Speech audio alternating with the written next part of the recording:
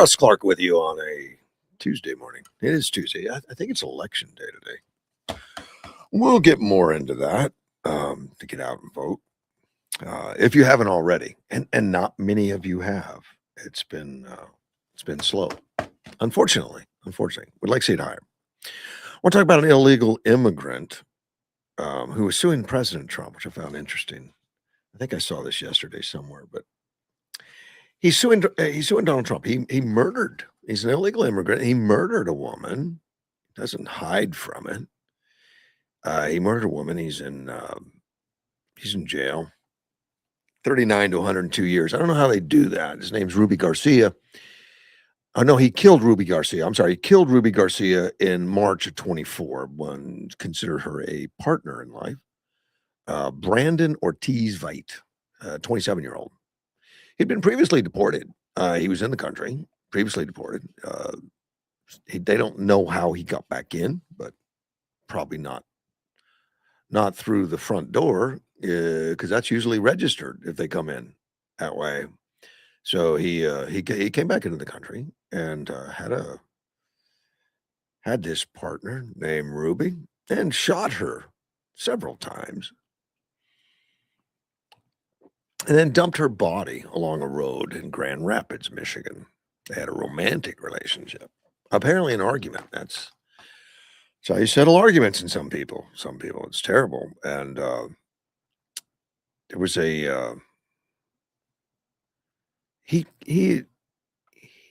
actually, when he went to court, he represented himself. That's in a murder trial. He represented himself. He got national attention from Trump, and Trump mentioned his name and put his picture out there as part of the reason that we want to clean up the border and clean up the illegals and clean up the stuff and the amount of people that have been harmed, died and harmed from all the nonsense of having open borders and all that stuff. So he put that all out there, and Ortiz Veit, he didn't like his mugshot that were in commercials. And the commercials were to show examples of murderers, rapists, and drug traffickers who reside illegally in the United States. Well, apparently that caused him grief. Yeah. According to Ortiz Veit, he said he was mocked by prison staff and other inmates. I was put into a category who I was a person no longer mattered. What only mattered was my race, my case and immigration status. Once again, it belittled me, shattered my dignity and what I was as a person. The shame it brought to my family name is a reality I have to live with now. I took full responsibility for my actions, but for them to use my case for political gain on TV was unjust, humiliating. When I thought it couldn't get worse, it did. I was center stage in front of a nation, public scrutiny at its finest. Again, he was his own attorney. Got a lot of coverage, resulting in him living in a nightmare. He says, it all became clear to me when I first met my court-appointed attorneys. They explained how my case had gotten blown out of proportion and it was now a high-profile case. The shock in their eyes and the tears from mine were a reaction to my realization that I was living everyone's worst nightmare. To be publicly infamous, a target to the United States of America. From here, everything went downhill. I was now labeled a cold-blooded murderer in the eyes of the people of the nation.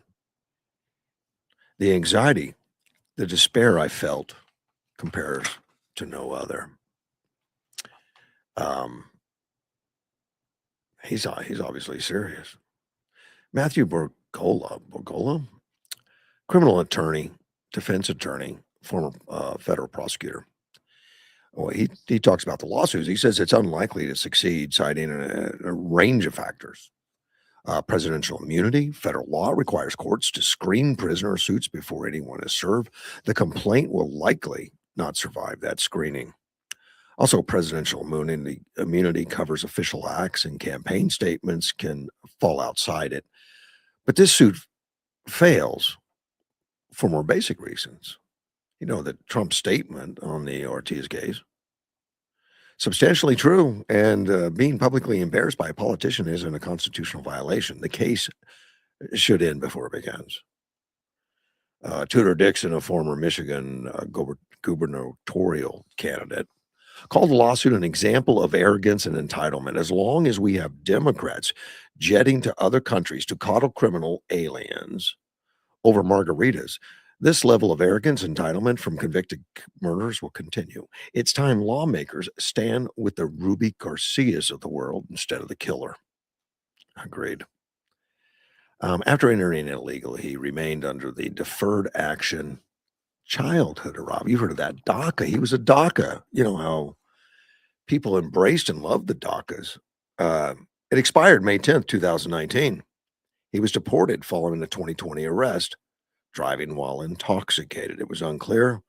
They don't know when he re-entered or how he re-entered.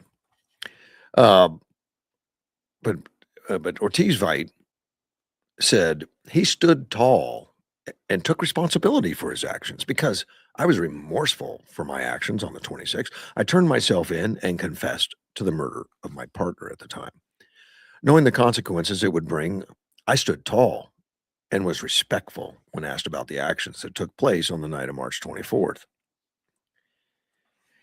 Now, his lawsuit, and it was handwritten.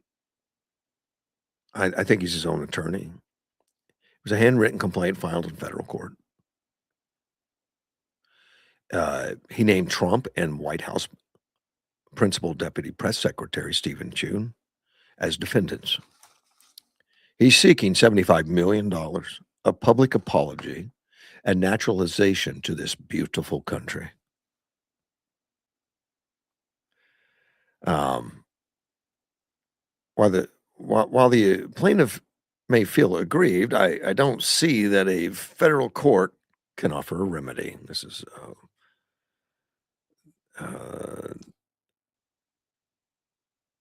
this is from Burgle himself. He said he pleaded guilty to second-degree murder once you've done that, absent overturning the conviction. I don't see a legal avenue for collecting damages on the theory that your conviction was unfair.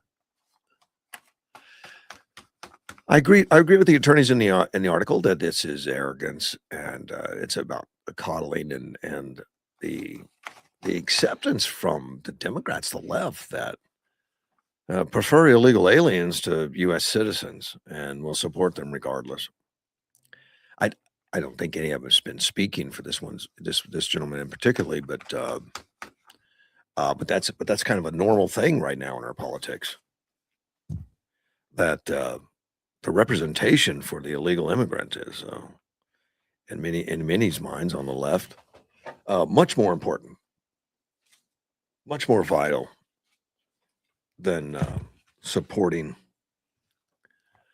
the Ruby Garcias in the world. And the other day, because there's been so much talk about some of the ICE agents that have had to use deadly force when apprehending illegal aliens and things, which is unfortunate for everybody. It's a tragedy. Hopefully we can get past all that. But they're quickly used as tools and props to push the horribleness of ICE. I read the other day about the number that were, when Obama was president, how many people died at the hand of ICE, and it's going to happen. Not everyone's going to peacefully come, and some are going to attack ICE, and some are going to attack ICE with deadly force. There's no question. But and these guys have a dangerous job. They've got to protect themselves. But I asked Grok yesterday, the artificial intelligence, how many people have died at the hands of illegals. No one tracks that. It's huge numbers. I think Texas tracked it, and it was over the last 15 years. They kind of tracked it. It was identified somewhere between like 1,100 and 1,500 in 15 years, I think, and over 15 years. People that were murdered by illegal aliens in Texas. We don't track that number, but yet we have mass demonstrations at time of people supporting illegal aliens that are in the country illegally, and on top of that, have huge criminal records, some of them, and they get coddled. So no wonder Brandon, that's what this guy's name is, Brandon. I don't know if that's his real name. It doesn't even say where he's from. But Brandon obviously sees that kind of stuff.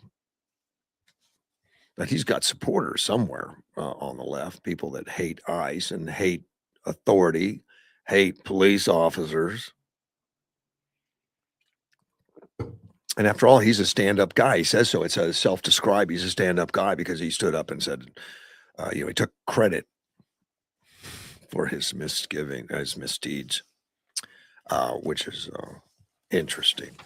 So that means he's respectful now. I'm going to talk about Iran just earlier today. I put it off. Not not a lot of news. We know that there's another day of bombing into Iran. What is that? Nine days in a row. Nine? Is it 10 or nine? 9 or 10. Um, and I know in my mind, and I'm sure many others are questioning where does it end? What are we looking for at this point? I think some things have become obvious to all of us. Obvious that Iran is going to fight to the death. That's that seems to be the plan. They've gotten through all the misdirections and the things that has worked for them in the past of frustrating people during so-called peace talks and things where they have no intention of keeping to it, and it gets very confusing. They agree to something a day later, possibly they attack a ship. I mean, it's been frustration for the Trump administration and others that there doesn't seem to be any consistency who's in charge of this thing, and the meetings apparently go on for many hours. I don't know if that's their strategy on negotiations. They're noted as one of the toughest negotiations ever. They negotiated with Obama for like 18 months. Obama just finally gave them a bunch of money and pretty much everything they wanted. It's not going to work on Trump. And if it doesn't work, I guess the only alternative is the kinetic action returning. Their aggressiveness of wanting to control the strait, wanting to hit the ships and throw bombs into U.S. bases in that area of the country. Unfortunately, I think it's another 3 people died just the other day in Kuwait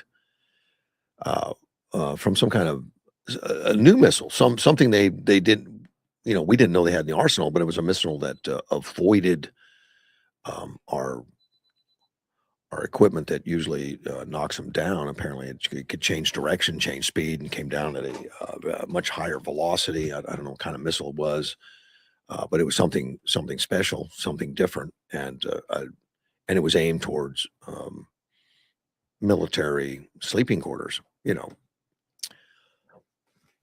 Not towards an airplane or towards a battleship or anything. It was towards sleeping quarters, which probably doesn't have as much that can protect it like an aircraft carrier or a destroyer or something. Those things have layers and layers of weapons that may have defeated it, but it went right towards that. And I saw that complex, a picture of that complex.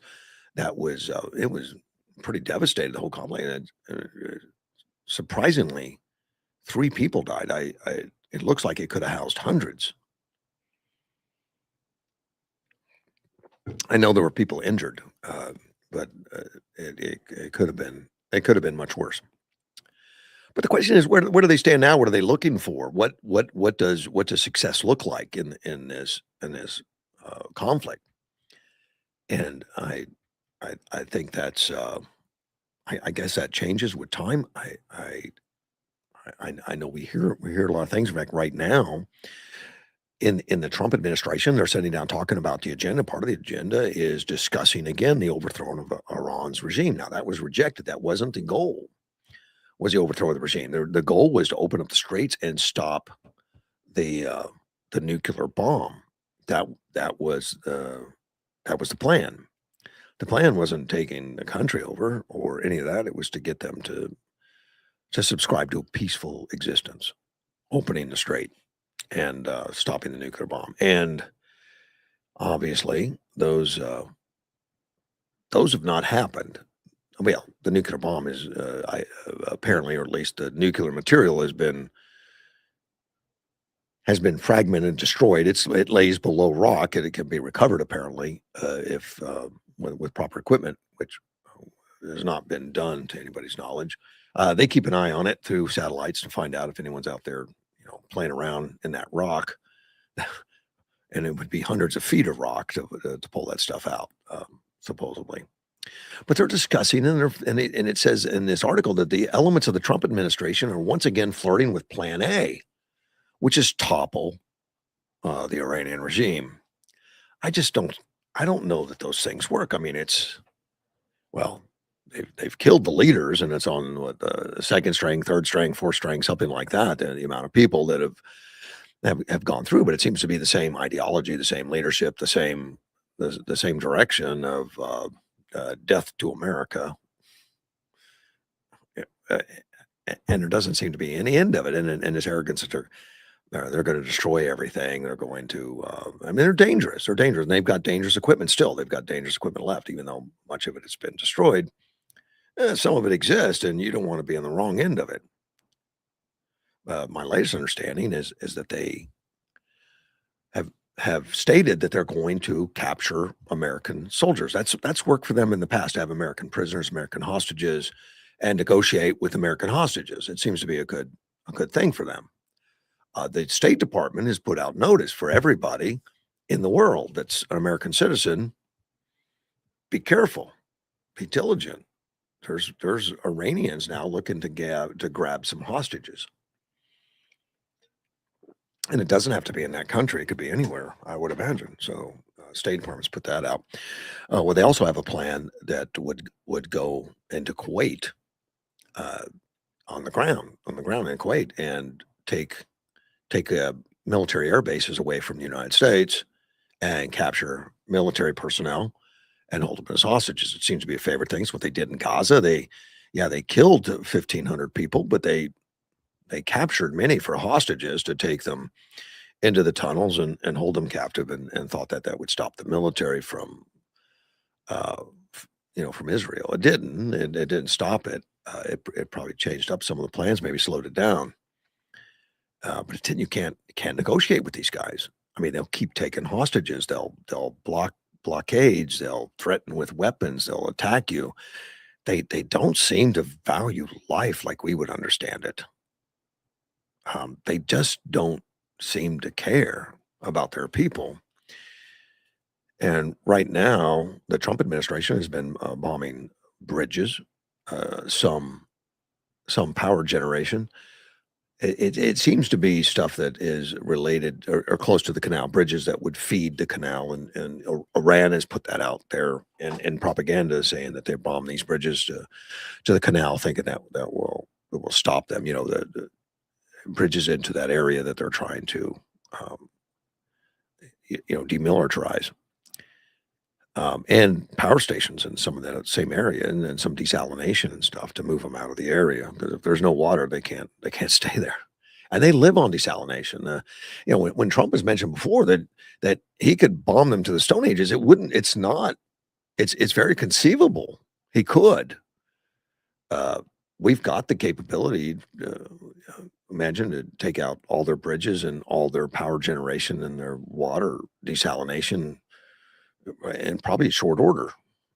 That hasn't happened because there's 90 million people, not just the regime, but 90 million people that would have to find other accommodations.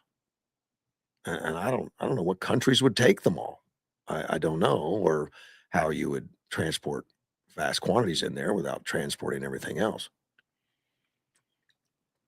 I don't know what their plan's going through, but they've got a lot. Right? They said earlier the proposal to arm the Kurdish groups. Now, I thought that they did arm the Kurdish groups, is what I had heard at one time. But Israel had made that proposal to arm the Kurdish groups to the north, that are opposed to Tehran. They don't like the Guard, the Republic Guard, Revolutionary Guard, but that was rejected by the administration.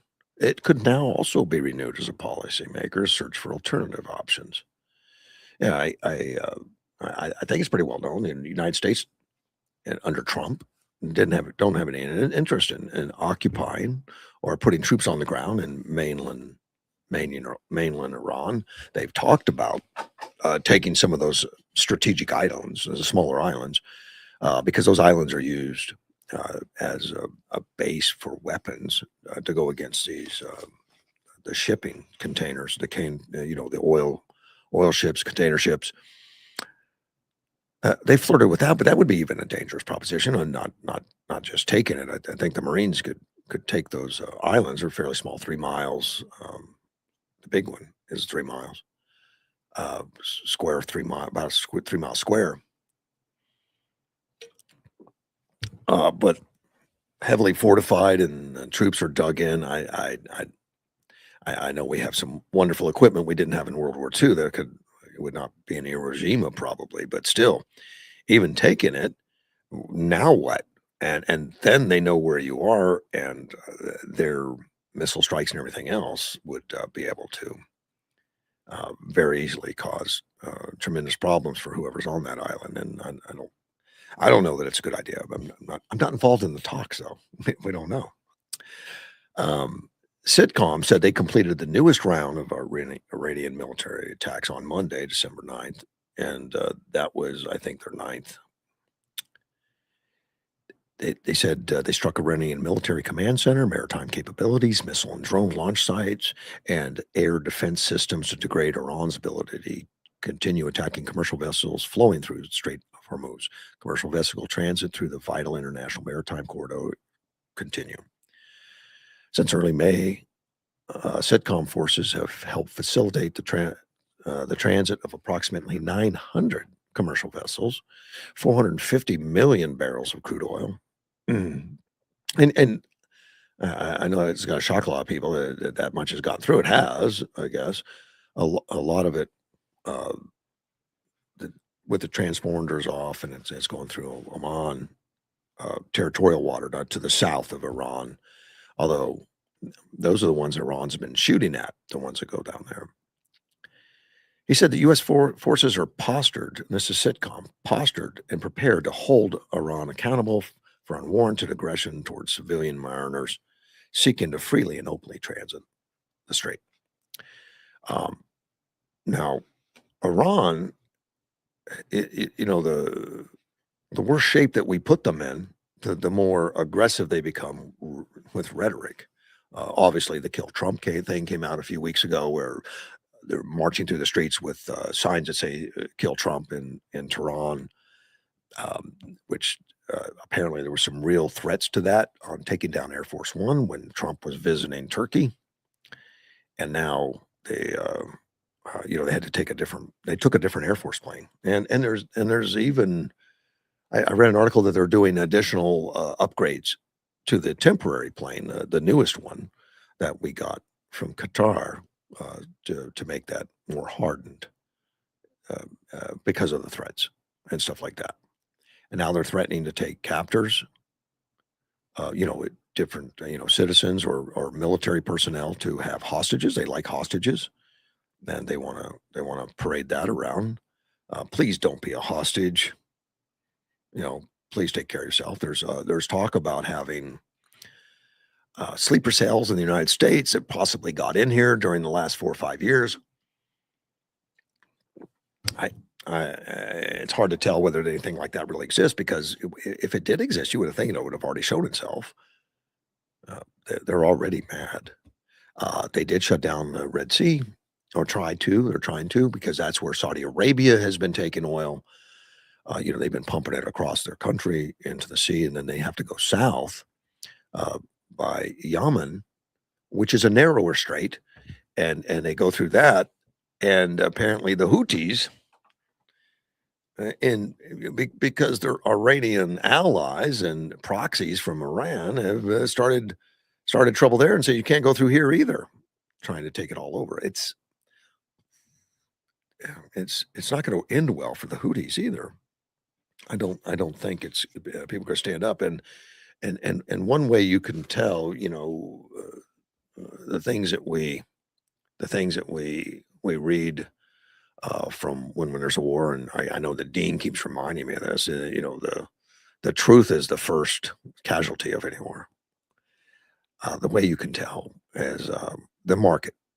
The market. You can go to the market and figure out what's true because the reason that Iran wants to shut off the strait, is to stop the ships. And if you stop the ships, then Brent crude, Brent oil, and of course fertilizer and other things will not get through, and it's vital. I mean, but between the two straits now, it's no longer 20%. They're talking like 40% of the oil. But if you take the Red Sea out, but that's I think the Houthis would have a really tough time really keeping that done.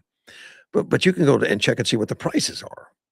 Now, we know it went up to 120 at first, and, then recently it went right back up to 90, and a little above, and currently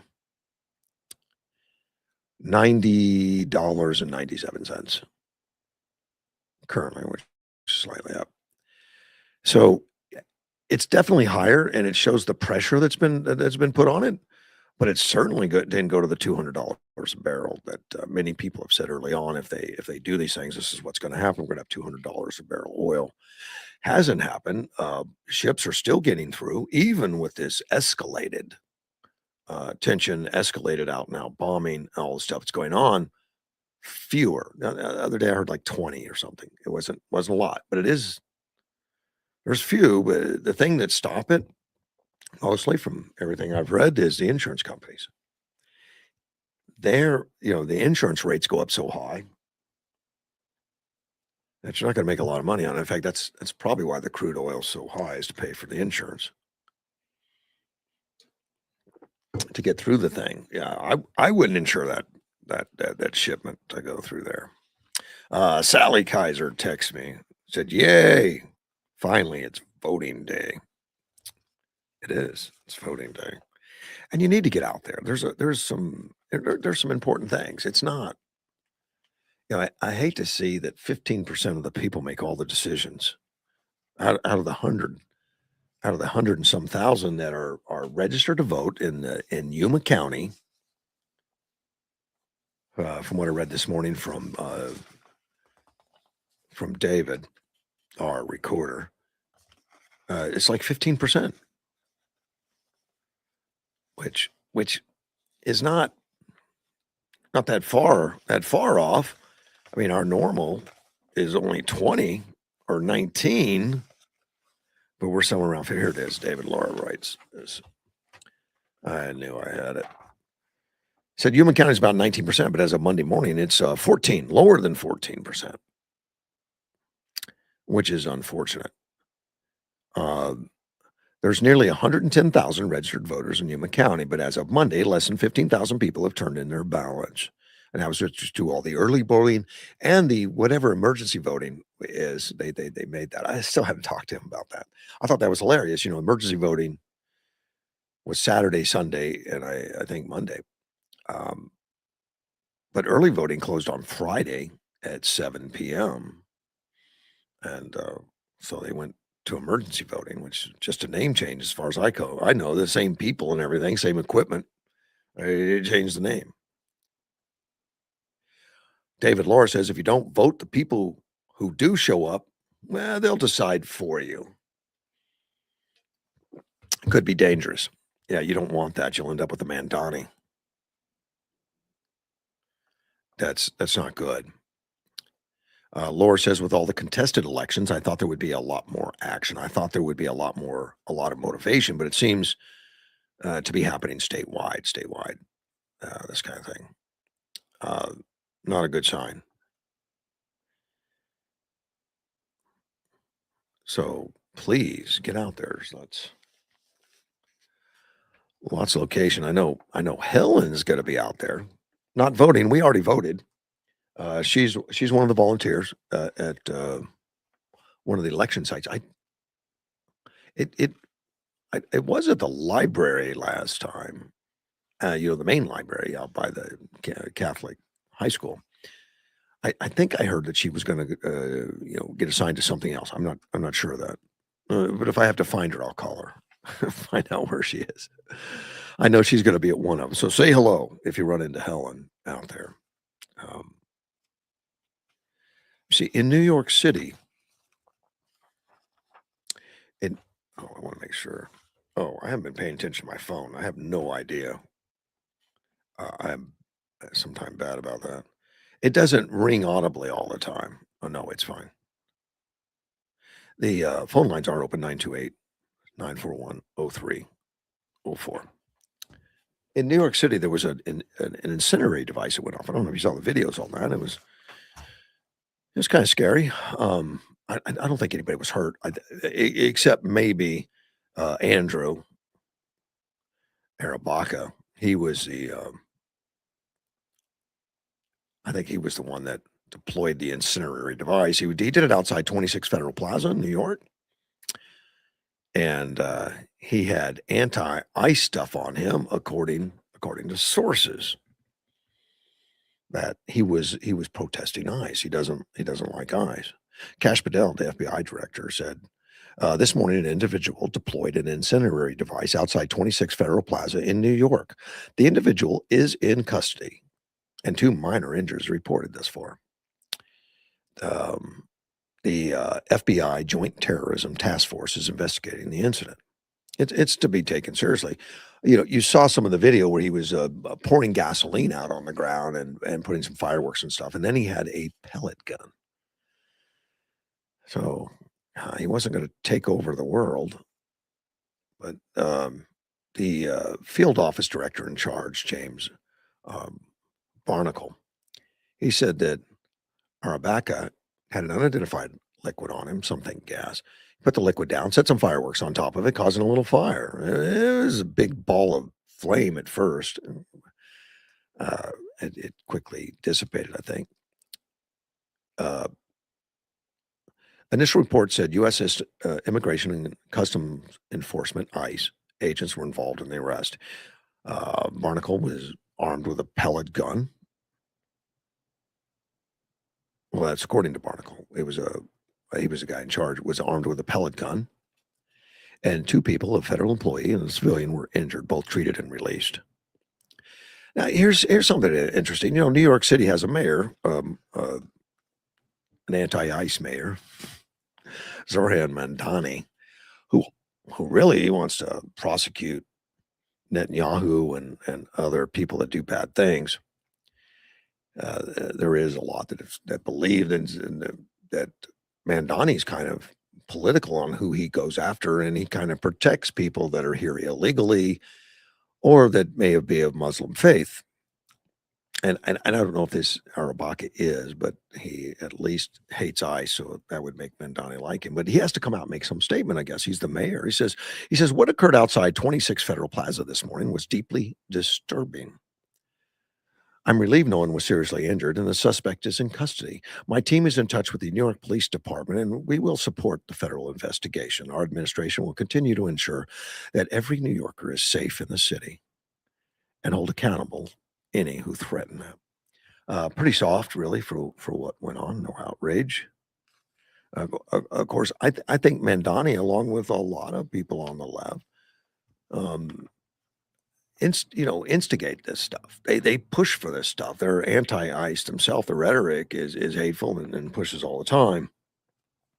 And Mandani right now is in the news talking about Benjamin Netanyahu, that he will be arrested if he comes to town. If he comes to New York, he's going to be arrested. Zoran Mandani has said that. And he says, "I believe that Prime Minister Netanyahu belongs in The Hague." And because he's been by the International Criminal Court, he's a war criminal who's been charged by the International Criminal Court. And what you will find is that is an opinion that's held by many purely because of what actions he has wrought over these last many years. So he'll come out very strongly against people that are not Muslim or that are has an ideology that differs from himself. Once you're arrested, once you're gone, Of course, Donald Trump comes right out and says Prime Minister Benjamin Netanyahu will not be arrested when he visits New York in September, pushing back on any suggestion by Zoran Mandani that such arrest could happen. Mandani said that New York City's legal department is discussing the possibility of arresting Netanyahu when the prime minister is in the city to attend the United Nations. Well, I don't think he has the the authority to do that, but I'll leave that up to the legal minds. I don't think Trump thinks he does. And why would he? He's supposed to be taking care of New York City and making sure that things like these fire bombs don't happen, which I think he sucks at, or at least take care of the taxpayers and make sure city services are available, which he also sucks at, because the people that are paying the bills are generally leaving. Government doesn't pay the bills; citizens do. And the citizens that pay the most bills are the ones that have the most money, and those are the ones that are leaving. Because Mandani, like other many Democrats, are trying to tax people for being successful and wealthy, and saying that you don't pay your fair share, even though they pay huge amounts. Um, I mean, as a percentage, what at the top 10 probably pays 95% of everything. But that's not enough for the left. They don't want you to have anything left after you've paid, I guess. So they're going after the billionaires and the millionaires, and pretty soon the middle class, because there's no one left to go after once they all leave. And many have left. I don't know what those percentage are, but it's enough to probably, any tax that they put on these billionaires that they thought would bring in this extra, we'll get an extra revenue. We're going to make all these extra billions or extra millions because we got this extra tax. That's long gone. I mean, the people that left not only are not going to pay that extra, they're not going to pay what they were paying because you know what, they're not there anymore. They left. You're shooting yourself in the foot. I don't think they care. Trump wrote, additional comments about this Benjamin Netanyahu thing on Truth Social. Said, speaking of him, he says, Trump says he's fighting against Islamic Republic of Iran, which recently killed 52,000 innocent protesters and has spent the last 47 years killing American soldiers and others. The only ones that should be arrested are the people that led Iran to this unprecedented spiral of death and destruction, something that should have been dealt with years ago by previous presidents. The ICC, which issued the arrest warrant for Netanyahu back in November of 2024, allegedly he's responsible for the war crimes of starvation as a method of warfare and of intentionally directing an attack against civilian population in Gaza, as well as crimes against humanity of murder, persecution, and other inhumane acts from at least October 8th, 2023, until at least May 2024. Of course, October 8th was when the groups in Gaza, led by Muslims, broke through the barriers of Israel, broke through the fencing, and somehow knocked out the detection devices and started killing innocents, men, women, children, babies, didn't matter, and taking hostages that many of them, I don't know if it's most, many of them later died, in the some tortured in those underground tunnels that they built all over Gaza. Netanyahu's office also commented on Mandani. He said the ICC is a kangaroo court that has no jurisdiction over Americans or Israelis. Its bogus arrest warrant against Prime Minister Netanyahu was issued by a disgraced former ICC prosecutor, Karim Khan, a few days before allegations of sexual misconduct against him became public. Instead of backing Khan's criminal behavior, Mr. Mandani should focus on fixing the damage his policies have caused New York. Like Karim Khan, Mandani appears interested in diverting public attention from his follies and attacking the leader of the Jewish state and the only democracy in the Middle East. I don't think the two of them are going to have lunch when he goes to New York. I think that's a given. That's not going to happen. Let me see. Did I finish all this about this guy with the pellet gun? I think so. The It suggested that, and I didn't see any evidence of that, but it was suggested on something else I read that the guy with the pellet gun and the incendiary device, and that Mandani was kind of soft on, was also Muslim. But I didn't see any evidence of that. And the accusation was that Mandani will support you no matter what your criminal act is, and we've seen a lot of that from the left. Uh, Criminal aliens will get the same amounts of harbor and support, free stuff in a lot of these sanctuary states as more than U.S. citizens. U.S. citizens don't have a chance. Veterans can be homeless, but not an illegal in these states. The illegals are going to get hotel rooms or something at the expense of the taxpayers, and that's why so many people are leaving those states because it's breaking these states. It's breaking some of these cities. It just hasn't all caught up yet. Darlene Graham is now Senator Darlene Graham, Republican out of South Carolina, the sister of late Lindsey Graham, and she was appointed because of Lindsey Graham's, shockingly untimed, unexpected passing. Well, she's outlined her political priorities, which is interesting. Now, it's different than Lindsey. Lindsey was noted for his foreign policy stuff, and apparently she's going to be less on that, as she stated. She said, "He's worked so hard for so long, I can't just let that die. I got to step in and carry on his legacy. I know he cared about the people of South Carolina so deeply. He worked so hard for them, and I feel like I can do that too. He taught me well." Of course, he was appointed by Henry McMaster last week, just to serve out the rest of his term. And that term was going to end in January of 2027. And there was a big question when it was announced, was she going to run for her own full 6-year term? Well, that was answered by her as a yes. Yes, she will. She's the first female U.S. senator from South Carolina, and about succeeding her brother in representing the state, it's a tremendous amount of pressure. I feel like I can do it. I feel an inner peace about it. Unlikely, she said, unlikely, Lindsay, who was passionate about ending the Russia-Ukrainian conflict, she plans to focus primarily on domestic issues rather than foreign policy and place greater emphasis on day-to-day concerns of South Carolinians. I used to see him on talk shows. I would watch him, and I'd be like, "Lindsay, are you just talking about national security all the time? And I understand that's important, protecting our borders, national security, absolutely. We talk about also what matters to the average person, the price of groceries, the price of gas, healthcare, insurance, those kinds of things. That's what I'm worried about." Um, Lindsey Graham died at the age of 71, natural causes. I don't Now, Darlene I know is quite a bit younger. In fact, Darlene Graham was adopted by Lindsey Graham. It's his odd. I mean, it's his sister, but that was how he was able to raise her and take care of her after the passing of their parents, because he was in his 20s and she was much younger. So Darlene says, "This has been extremely tough. He was everything. He was my rock. He was my brother, my mother, my father." I mean, really, he was. He was. And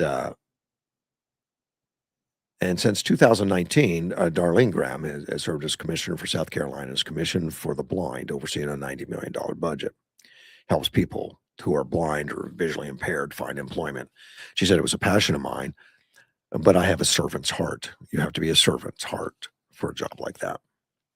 So we'll get to see a lot more of her. She's going to be on the political trail, and that's going to put her out there. So we'll get to see what she stands for and what she does. Let's see. Carl sent me his new sign. "Go big, go Andy Biggs for governor." I saw that. I think that's on 3E and 24th Street. Or if it's not that one, it's one like it. 'Cause I saw that the other day, Carl. It was obviously yours. It's your style. I saw it.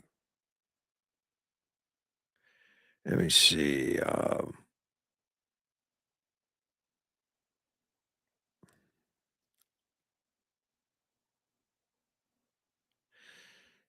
See, one of my listeners says Muslim terrorists are already in Mexico dealing with the cartels, according to some reports. Hezbollah's network on America's southern doorstep. That's news to me. I would have to read more on that. That's interesting for sure. If there's a Muslim takeover, I was listening to a lot of reports this morning about you know some of the shocking things from the Democrat Party being socialist Democrats and communist Democrats, and some of the commentators I was listening to were saying what's really Islamic communism. Don't fall for it. At the end of the day, it's going to be Islamic. And that's worth it looking at and exploring. But then I got this report that the Muslim terrorists are already in Mexico dealing with cartels. When it says dealing with cartels, does that mean dealing with them, trying to stop them, or dealing with them, trying to join them or something? But I'll have to take a look at that article and stuff. Take a look at that later. We were talking about Graham's sister, Lindsey Graham, of course, running for another term or first full term. She's there temporarily until the 27th, but of course, she wants to make that permanent and run for that office. Well, she won't be alone. Other Republicans had already planned on running. She will not just walk in there. Representative Nacy Mays, she's a Republican out of South Carolina. She is not going to be running against her, but she opted against it.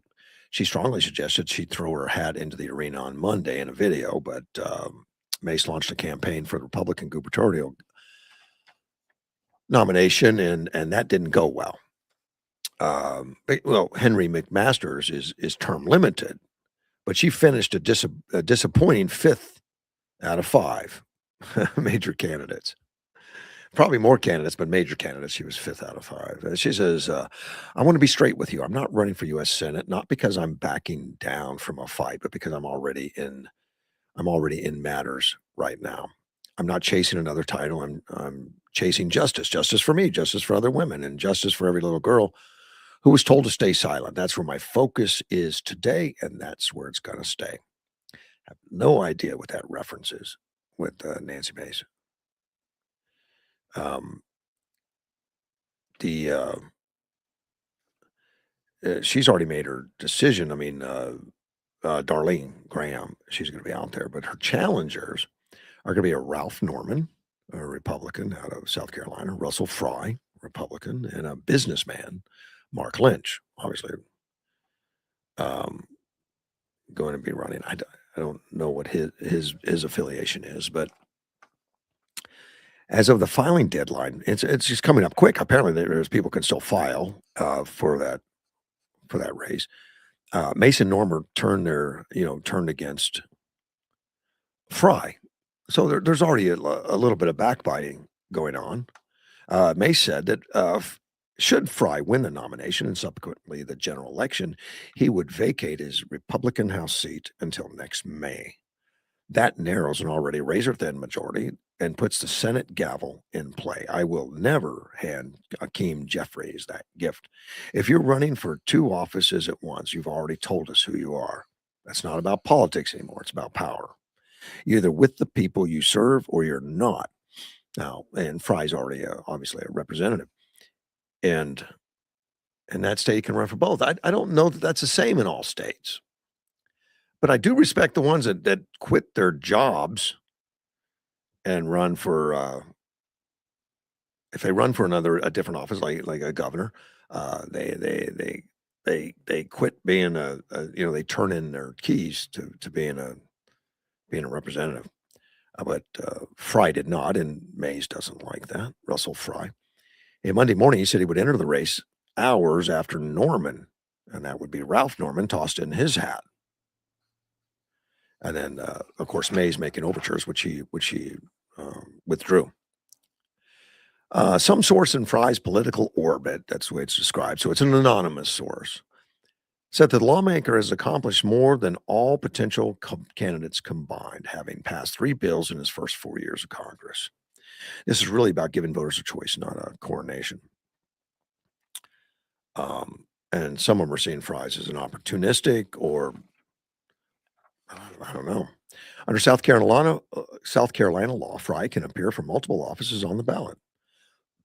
He was unopposed in his primary election for South Carolina's 7th congressional district, and if he wins the nomination, he'll be on the ballot twice for both. Ultimately, you have to choose if he wins both, which would trigger another special election. So he can actually be elected for both. I don't think every state does that. The top 2 Republicans in the South Carolina State House, South Carolina Senator President Thomas Alexander, South Carolina House Speaker Muriel Smith, said the upcoming special election has highlighted issues in South Carolina law and noted that in the upcoming weeks, we intend to address these important issues so that we can provide the process available for our citizens. And a spokesperson for Fry's campaign, which is a real person now, not an anonymous, Senator J.D. Chaplin, said South Carolina Republican voters soundly rejected Nancy and Ralph as recently as last month because conservatives are tired of career politicians who care more about their own social media than getting actual results for families. So yeah, this could be a little backbiting. This is going to be some political stuff going on. Now, Ralph Norman wasn't as quite as aggressive towards his statements, but he said Fry had enjoyed his. He said he respected Fry, enjoyed his time served with him in the House, but still, as Kennedy could leave, he could leave his seat vacant until May 18th. This would leave his constituents unrepresented, jeopardize President Trump's agenda, and put the House at risk of being led by Speaker Hakeem Jeffries. We can't let that happen. So they're opposed to that.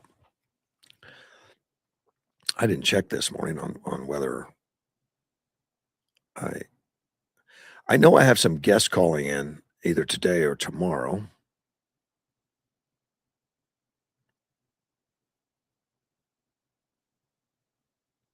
Apparently, wait a minute. I need to be in July. Apparently tomorrow. Yeah, I'll have Jim Pfaff calling in tomorrow. I knew I talked to him. I talked to his staff, but I didn't know what I put on the calendar. Trump's clout is going to be up for a test in Arizona. Trump a couple things about that. His endorsements, and I can tell you at times when he's endorsed people on the Republican ticket in the state of Arizona. Sometimes it causes a little bit of a complication, with the GOP. They try not to. The GOP as a party doesn't generally, endorse in the primaries. Trump doesn't have to agree with that. He can do it. And he's the leader of the Republican Party by politically. He's the guy. He's the president. That's the highest office. But at times he's been asked to by many politely to please refrain from picking one Republican over another. He doesn't always conform. He's Trump. He's gonna do what he feels best. But he's endorsed some in this state. Oh, and one of them is Andy Biggs. Andy Biggs, which is on the ballot today. He is running for governor, and he's a former House Freedom Caucus chairman, and he's running against Katie Hobbs. Well, Katie Hobbs is running unopposed, so it's definitely going to be Katie Hobbs. He's also backed by Turning Points, which is a big powerhouse, and of course they're founded right here in Arizona and headquartered right here in Arizona. He's considered the front runner of the race. I don't know how big. Last time I looked, it was pretty big, but there's others. Republican Representative David Schweikert, who I like, a good guy. I don't think he's showing well in the primary. and a concrete pumping contractor, Scott Neely. Don't know him. Second straight run for governor, and business owner Ken Mitchell Maselli. Um, I think Biggs has been hard to overcome, but we'll find out at the end of the day with the 15% that vote. It's amazing.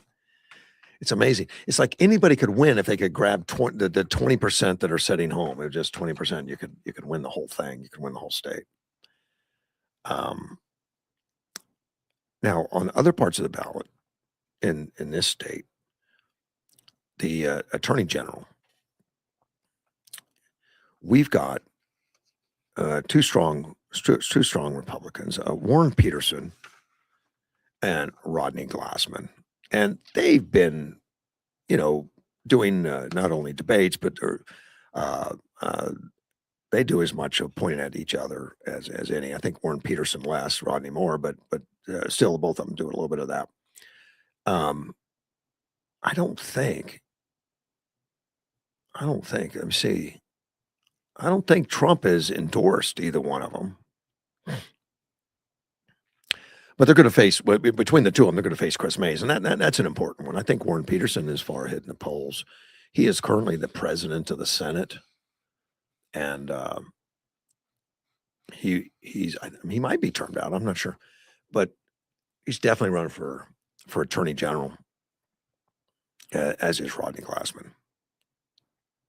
Now, Schweigert, who is running for the governor, has he was a representative for Arizona's first congressional district.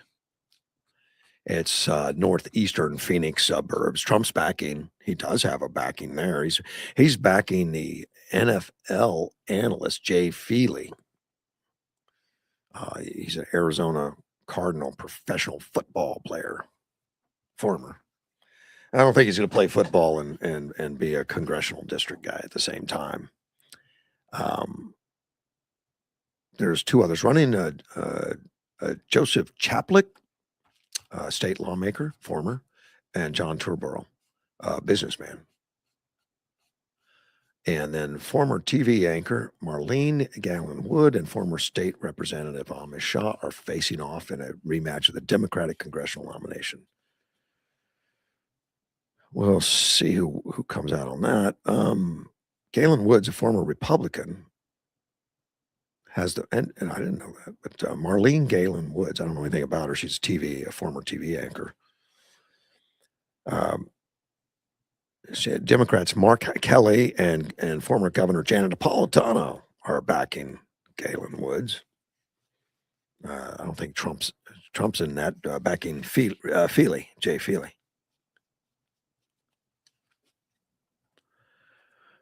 Let me see. To replace Biggs in the Arizona 5th district, which he's already he's not running for that now. He's going for governor. Pinell County Mark Lamb is facing off against a contractor, Daniel Keenan, for the GOP nomination. Now, I'm a big fan of Mark Lamb. I don't know Daniel Keenan. I don't have any issues, but Mark Lamb, and this came out a few months ago. There was some accusation of sexual misconduct against Mark Lamb.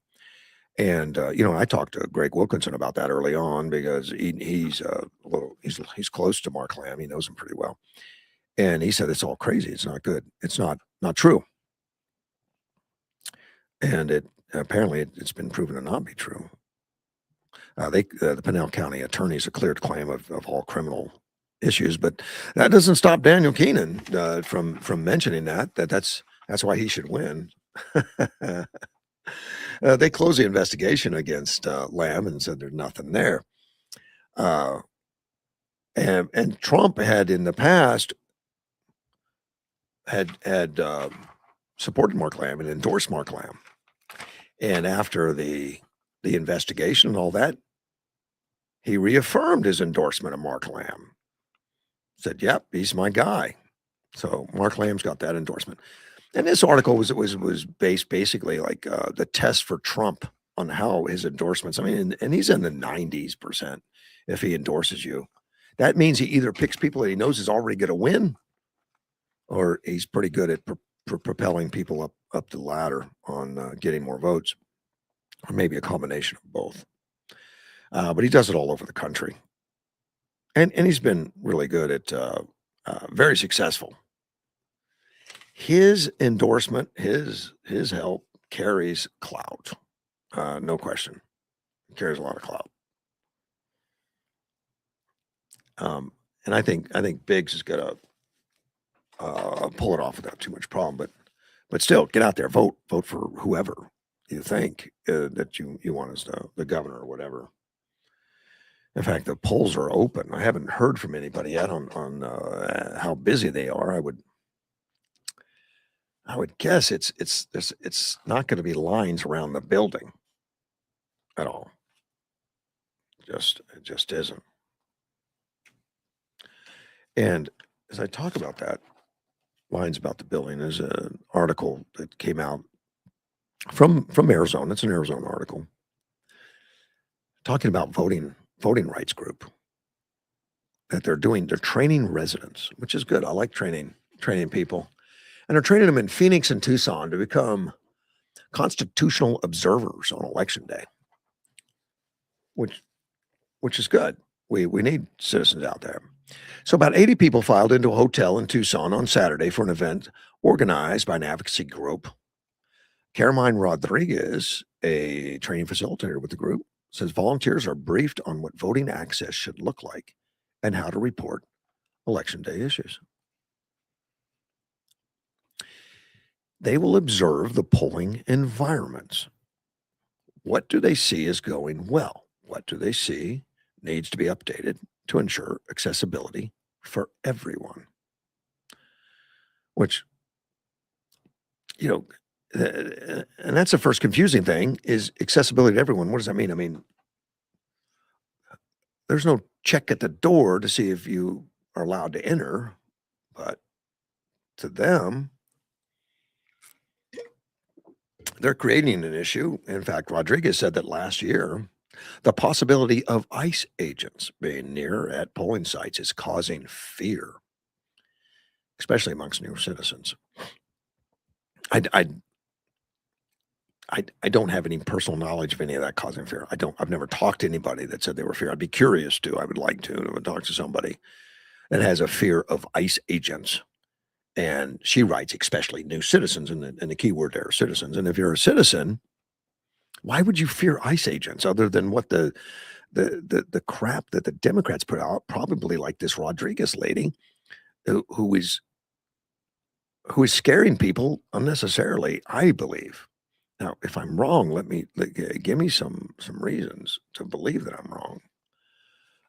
But I don't know a lot of ICE agents. I know a lot of Border Patrol. I know one ICE agent. He would never, to my knowledge, from what I know about him, would cause any problems at all. But let's talk to Ted. Ted's opinions matter, I think. How are you, sir? Do they? Yeah, they do. Good morning. How are you doing? I'm doing well. Yeah, I was watching a recording of the mayor and the city council's meeting for citizen comments and all. Yeah, well, you must be really bored. No. Okay. I just like to see what my elected officials are doing to earn our trust. That's why they put it out there online, and I'm glad they do. I think that's a great thing. Yeah, they were quite attentive to some of Rez, and the rest of them were just jokes. Well, who was jokes? The way the city council handled them, or the people that were coming to the mic and really didn't have the council. The council were jokes. Okay. Yeah, Reyes and the other ones. All right. You don't think they represent? They should be the last ones to call people kings and queens. Let me tell you that. Okay. I've seen better Polish courts run better than that. Oh, really? You don't think the council does a good job? Now, are you watching the supervisors, or are you watching the city? The both of them. Oh, both of them, because you mentioned Reyes. Yeah. Doug and the rest of them are pretty good. I mean, Okay. they're quite attentive. You know, they don't interrupt while people are commenting and No. stuff. The thing about But being on council and yeah, supervisors, council, whatever, if somebody comes to the call of the public and they throw down some questions and they throw down some stuff they want you to look into, you're not right. allowed to comment on it. Did you know that? You can't give Yeah, I know. answers. Okay. I know. Just so I everyone know. I understands saw. that Yeah. it's not rude or anything, but they can put it on an agenda for the next meeting, or they can contact you personally and talk to you after or whatever. But you can't answer Right. from the Right. dais. Yeah. Right. Yeah. Yeah. It's scheduled. Um, Fairly scheduled. You know, Mhm. speakers have to apply as for the meeting. Prior to the meeting, if you want to speak Right. in front of the. Oh yeah, anyone can speak. Yeah, you just write your name down. But if Right. if it's Right. going to be discussed, it needs to be on the agenda and it needs to be posted like 24 hours before the meeting Right. so that everyone Now, can. I did notice on a lot of the public services and all that are funded and all, Mhm. nothing to do with the storm drain issues with flooding and all that. Everything's parks and this and that, same old thing. Well, you and I Same need old. to worry about that because we both have houses that have a propensity to gather water in floods. And it Yeah. worries me because we've got this El Nino coming, and Yep. and I know the flood district got money, got I a know. I told grant. you they did. The city engineer told me they did, and they're They just did, and it was for my house, not yeah. yours. I don't care about you. But Well, I know that. That's why I got my U-boat parked out front here. I thought that was supposed to be under construction by now, and I'm not seeing it. I'm not seeing it. I need to call Doug and say, "Where's my It's backhoe? election time. Where's my It's backhoe?" election time. Yeah, I need somebody You're putting you're this yeah. stuff in, putting this new improvement in, so that we don't flood this year. Yeah. Yeah, I don't know, man. It's just same old thing. You know, At least when they built some of the subdivisions in Fairfax County, they put box drains in that were the size of a elementary school to control rain runoff yeah, because they knew they were going to have a problem when they cut the farms up. Uh, they had to do something about the water runoff from the rain. yeah. Those So they engineers can sit down and get that done. I mean, it's a science that's it's not right. a guesswork. So when we see bad stuff, a lot of the stuff we live with now happened long ago and got built up, and without any concern about the runoff. So that's why we have Yeah. flooding. And our Swimming pools and movie stars. That's what yeah, they're about, baby. Swimming pools and movie stars. I love how on the local channel they talk about how the movie stars used to fly out here in their planes and hang out and relax away from this LA and all. mhm. They don't worry about Swimming pools and movie stars. they don't worry about that. So anyway, like I say, they're discussing everything, but what's important to homeowners when it comes time like to sell and you disclose certain things because when I purchased a house down there in Westmoreland County, Virginia, I had a 4-page list of questions I asked the owner I was buying it from, Uh-huh. and he answered them all as best he could. Then I went to the county and asked them certain questions, depending on the for flooding, road repair. They tried to blow it off, but I got some answers from them. But you know. Yeah. Well, at least you got answers. More you pay, the better they play. Okay. The more you pay, the more they play. Have you voted yet? Are you getting down to vote today? I got my thing over here, or my mail in. You know what I mean? Well, I got the mail. it's I got the mail in ballot. don't even bother with the mail-in at this point. Just go down and vote in person, dude. Because if you do the mail-in ballot, you can still do that if you want. You can drop it off there. But then they have to Right. verify signature and all that stuff. Or you can just go in and show them your ID and go vote in person. It's going to get tabulated immediately. I can't get an ID. It's too hard, Russ. What do you mean it's too hard? It's too hard to get an ID, Russ. Oh, it's not either. That's crazy. You went liberal on me all of a sudden. I didn't understand. But yeah, that's a crazy. Everybody in the country has an ID because you can't buy a 40-ounce beer without an ID. So I know you got one. Now, are you saying all of the U.S. are alcoholics? Yes. That's why AA is such a big organization. Right. We got to support them. No, I don't know. It's I don't know if I'm gonna. everybody's. I'd rather just. Everybody's got ID. I'd be curious how many people Right. literally don't have IDs. Literally, Let me tell you, people out in the woods or something, and they're not voting Right, anyway. They're not going to be in society if you don't have an ID because you can't have a checking account, you can't have a job, you can't get on an airplane, you can't go into most meetings. Without an ID, you're lost. You're done. True. Yeah, but I can't get one. Get to live like the Unabomber out in the middle of the just- woods or something. Yeah, down there, That's right. dueling banjos. So anyway, yeah, I just checking in with you and letting you know that some of this stuff is just unreasonable, tax wise and all. Just right where they're pointed is not helping me increase my value in property when I have to sell a U-boat with my house. We need to get the flood irrigation money put to work, and I know they're doing my. I know they have plans for my street. I don't know about yours. You said they do though, right? You've talked to them. They do. That's what he said.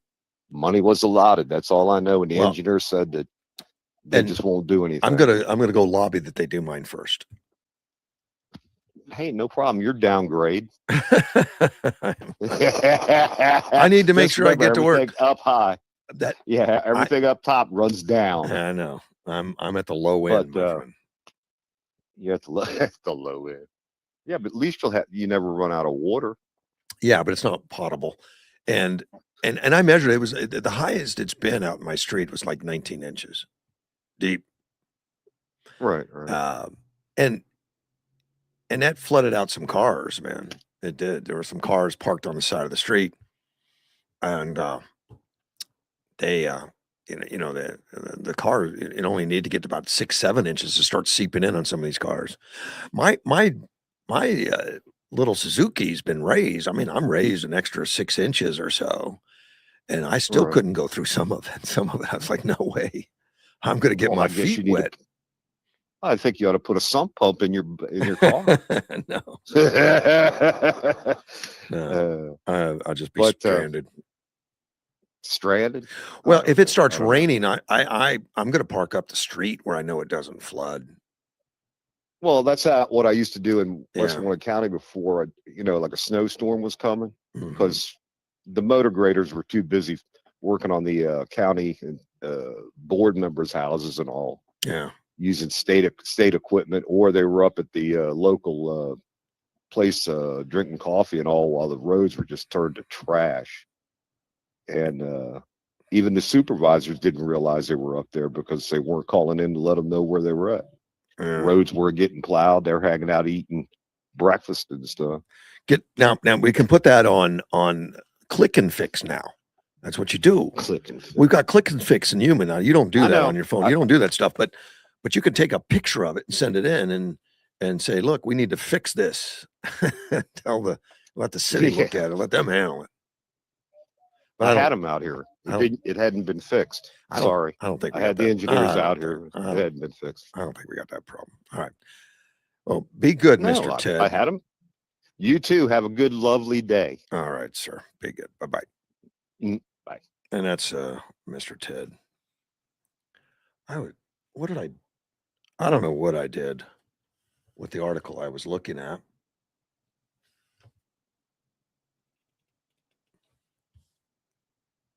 Oh, here it is. All right, put it back down. I was starting to talk about Carmine Rodriguez, who's doing she's a training facilitator down in Tucson to train observers at the polling. I'm assuming from reading this is not a government sanctioned thing, but it's something that an advocacy group's doing because they want to look to make sure that everyone's feeling comfortable because of the ICE agents being near or at polling sites, causing fear. She said the threat of potentially having ICE scares them. And even though they are citizens now, they're saying, because of the color of my skin, I might be targeted. You need to take a look at some of the ICE agents.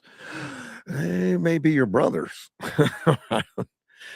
The ICE, the Border Patrol is not white supremacy. It's a combination of everybody, and there's a lot of people with heritage of Mexican heritage and other foreign country heritage in that working in ICE.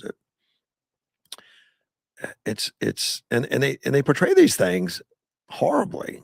Um, they create fear unnecessarily, I think.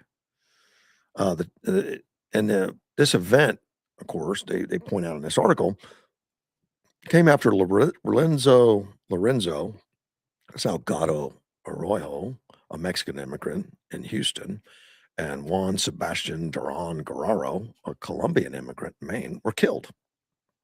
Both of them were killed by ICE agents.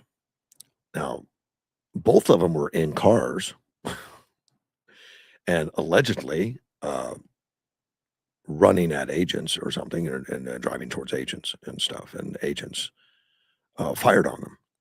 Now, anybody voting, usually you don't vote from your car anyway. I don't think that's going to happen. And I would suggest you don't attack ICE officers during traffic stops. It's horrible, and I'm not.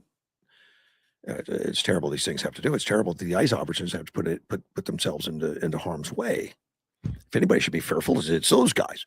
Now, I don't. This the Lorenzo thing and Juan thing has not been fully investigated yet. We don't know the outcome of those investigations. But this organization's already taken it that they were just randomly killed. I mean, it sounds like they're just randomly killed by ICE agents because of the color of their skin, which is insulting, I think. But they took the time. Miss Rodriguez took the time to have photos of both of them, put on the desk at the tables with candles at the voting events. This is the way they create the angst and the fear and all that. She also put together a map for everybody at the event. A map put together, and it was to show the polling sites in Maricopa and Pima counties and sites where heavier ICE enforcement has been seen. So they're doxing the ICE enforcement, at least where it was. I don't know where it is, but where it was. And Rodriguez led participants through a series of hypothetical election day scenarios, like ICE being near polling places, and asked them to work out a plan of action for reporting these issues. There's no law against ICE. And what if somebody's in an ICE uniform and they run in to vote? Are they allowed to do that? Or does Rodriguez think that they're barred from voting? And why would anybody be fearful? Now, she says that citizens are fearful. Well, they're not after citizens, and they're not after a skin tone. They're after criminal aliens. Is there really their marching orders? Is people with either criminal charges or criminal convictions? But she's putting a narrative out there that these guys are dangerous to our country and dangerous to people. She says, I don't want to sugarcoat the possibility of enforcement being heavier on election day or even leading up to election day because the point is fear. She's saying that it's intentional. The ICE agents are out there to instill fear in people. No, they identify themselves wherever they go. They have uniform, which is the right thing to do for any officer. It's not to instill fear. It's to let people know who they are. So the people are scared to leave their homes, scared to be in the community, so that they are discouraged from voting. Absolutely ridiculous. There was a failed bill crafted by a Arizona GOP lawmaker who would require ICE agents to be at polling sites across the state, which I remember that when that came up. I thought that was a little, unnecessary, but that had to have ICE agents there, what would they be looking for? Really? Yeah. You think one of the top 10 is gonna be coming in to vote? I doubt it, but okay. Department of Justice says it wants to send election, monitors to swing states, including Arizona. Good. A resident, Frank Thompson, a Vietnam veteran who took part in the training on Saturday, said he wants people to encourage people who may be apprehensive to still vote. I'm here to get people to understand the importance of their voice to vote. If they don't exercise that voice, they're going to lose it. Well, I agree. Everyone should vote. But I think this ridiculousness that the sight of an ICE officer is going to stop you from voting. Uh, I think it's just meant to put fear in people unnecessarily, to paint the Trump administration as evil. I saw an article the other day about ICE officers. Some unfortunate, the unfortunate business is they do get into issues where they have to use deadly force. But under Obama, it was like 30 or 40 people that were killed at the hands of ICE agents under Obama. Now, I'm assuming that's because they were involved in gunfights and people resisting, people firing at them. I don't know the incidences individually, but those things are going to happen, just like in police officers, it's going to happen. Um, a caller asked me something I'd never heard before. Is Mark Lamb a resident of Tennessee or Arizona? Um, Mark Lamb cannot be a resident of Tennessee and be a voter in Arizona. And if he is a resident of Tennessee, he couldn't be a voter. He couldn't be on the ballot. So I don't know who would question that or why that would be questioned. He's been a sheriff in this county. I mean, down south for 20, 30 years. He's a sheriff in Arizona. How could anyone question whether he's a Arizona resident? And Arizona sheriff is voted on, which means you're definitely a resident. You're definitely a citizen. So I uh, I think that one could be answered pretty quickly. I don't even have to make a phone call. He couldn't be doing what he was doing, being a sheriff and all that. Um,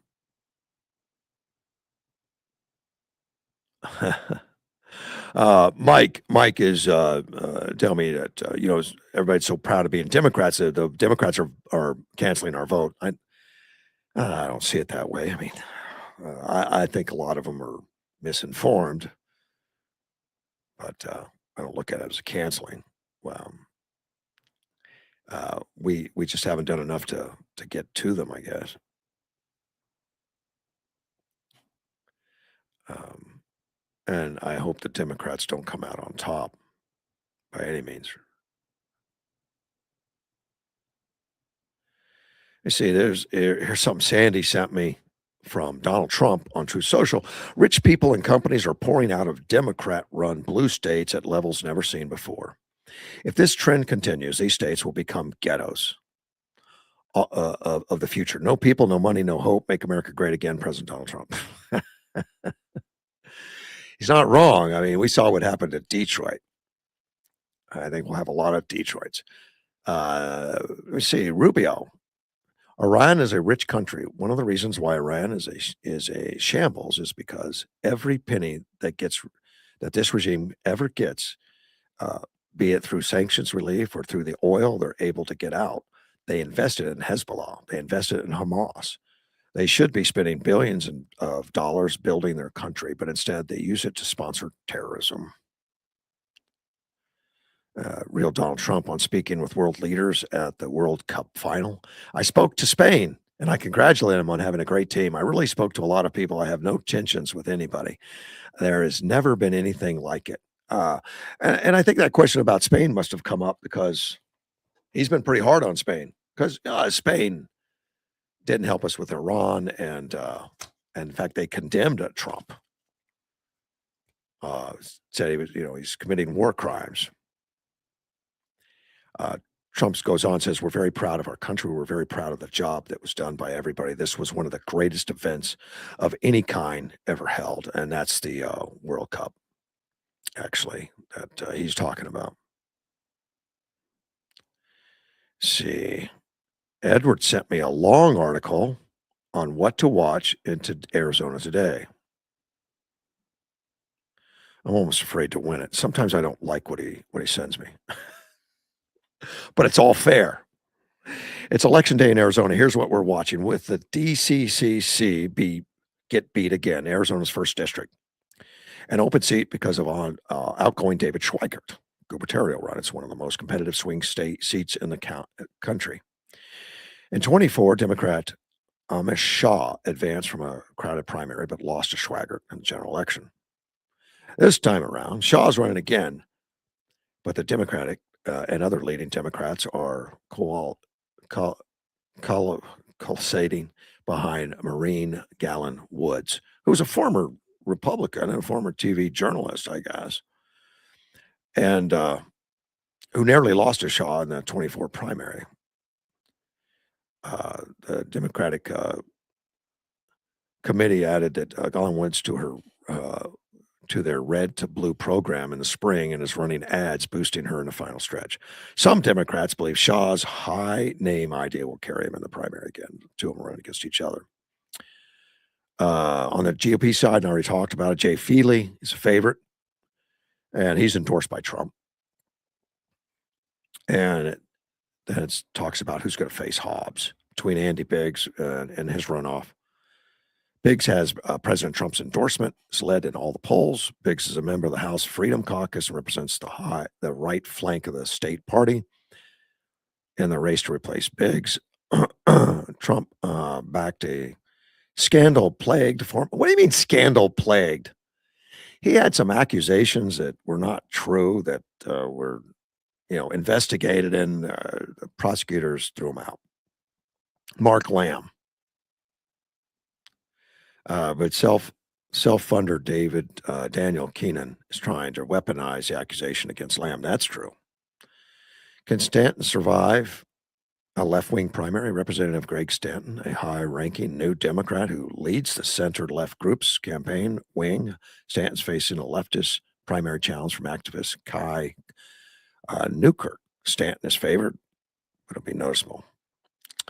Interesting article. I hadn't seen that one.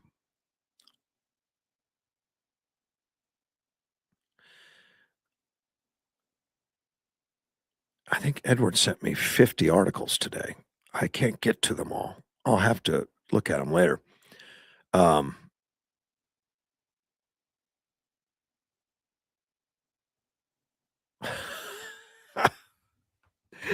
He's giving me a lot. I'm gonna have to take a look at that later. Some things happened near Yuma the other day. A U.S. citizen has been arrested for trunk smuggling. U.S. Border Patrol, of course, arrested American citizen. Trunk smuggling a Mexican migrant. Interstate 8 near Yuma. Temperatures outside were 110 degrees. Not a day I'd want to be in a trunk. It generally gets hotter in the trunk. According to empirical agents from the Yuma station, discovered the man during a vehicle inspection on July 10th. He was concealed in the trunk without access to water, ventilation, or an exit. Yeah, of course. And all those things would have made it more easy to see. So, yeah, he just doesn't want all that. He probably gets that a mile down the road. Border Patrol said the individual received immediate medical attention before being turned over to immigrant authorities. The driver was arrested and now faces federal human trafficking charges under Title 8. Section 1324. Yes, code. I don't think that's a nice day. That's not a good day to have. That's problematic. Yuma sector sets, it goes on where it is, why it matters. The detained driver will face prosecution in federal court. The rescued migrants expected to undergo standard immigration proceedings. They did not release further details. So be careful. Yeah, you want to check your trunks. Make sure no one's hiding in there. Uh, this Yuma news was a concern. A Yuma man was arrested for multiple burglaries. It happened. It happened July between Monday, July 6th, and July 10th. The burglaries happened in just those 4 days in the areas of South Avenue 3E. Total estimated loss $353,000. Okay, he wasn't robbing cigarettes out of a Circle K. $353,000 in just 4 days. Well, they did an extensive investigation, served a search warrant at his home, so obviously something led him right to the home. There's so many cameras out there, and so many. I mean, if he's burglarizing houses that have that kind of value laying around, there's probably cameras everywhere. It doesn't say in this, but they got to his house, served a search warrant, found stolen property, as well as 28 grams of cocaine. Go figure.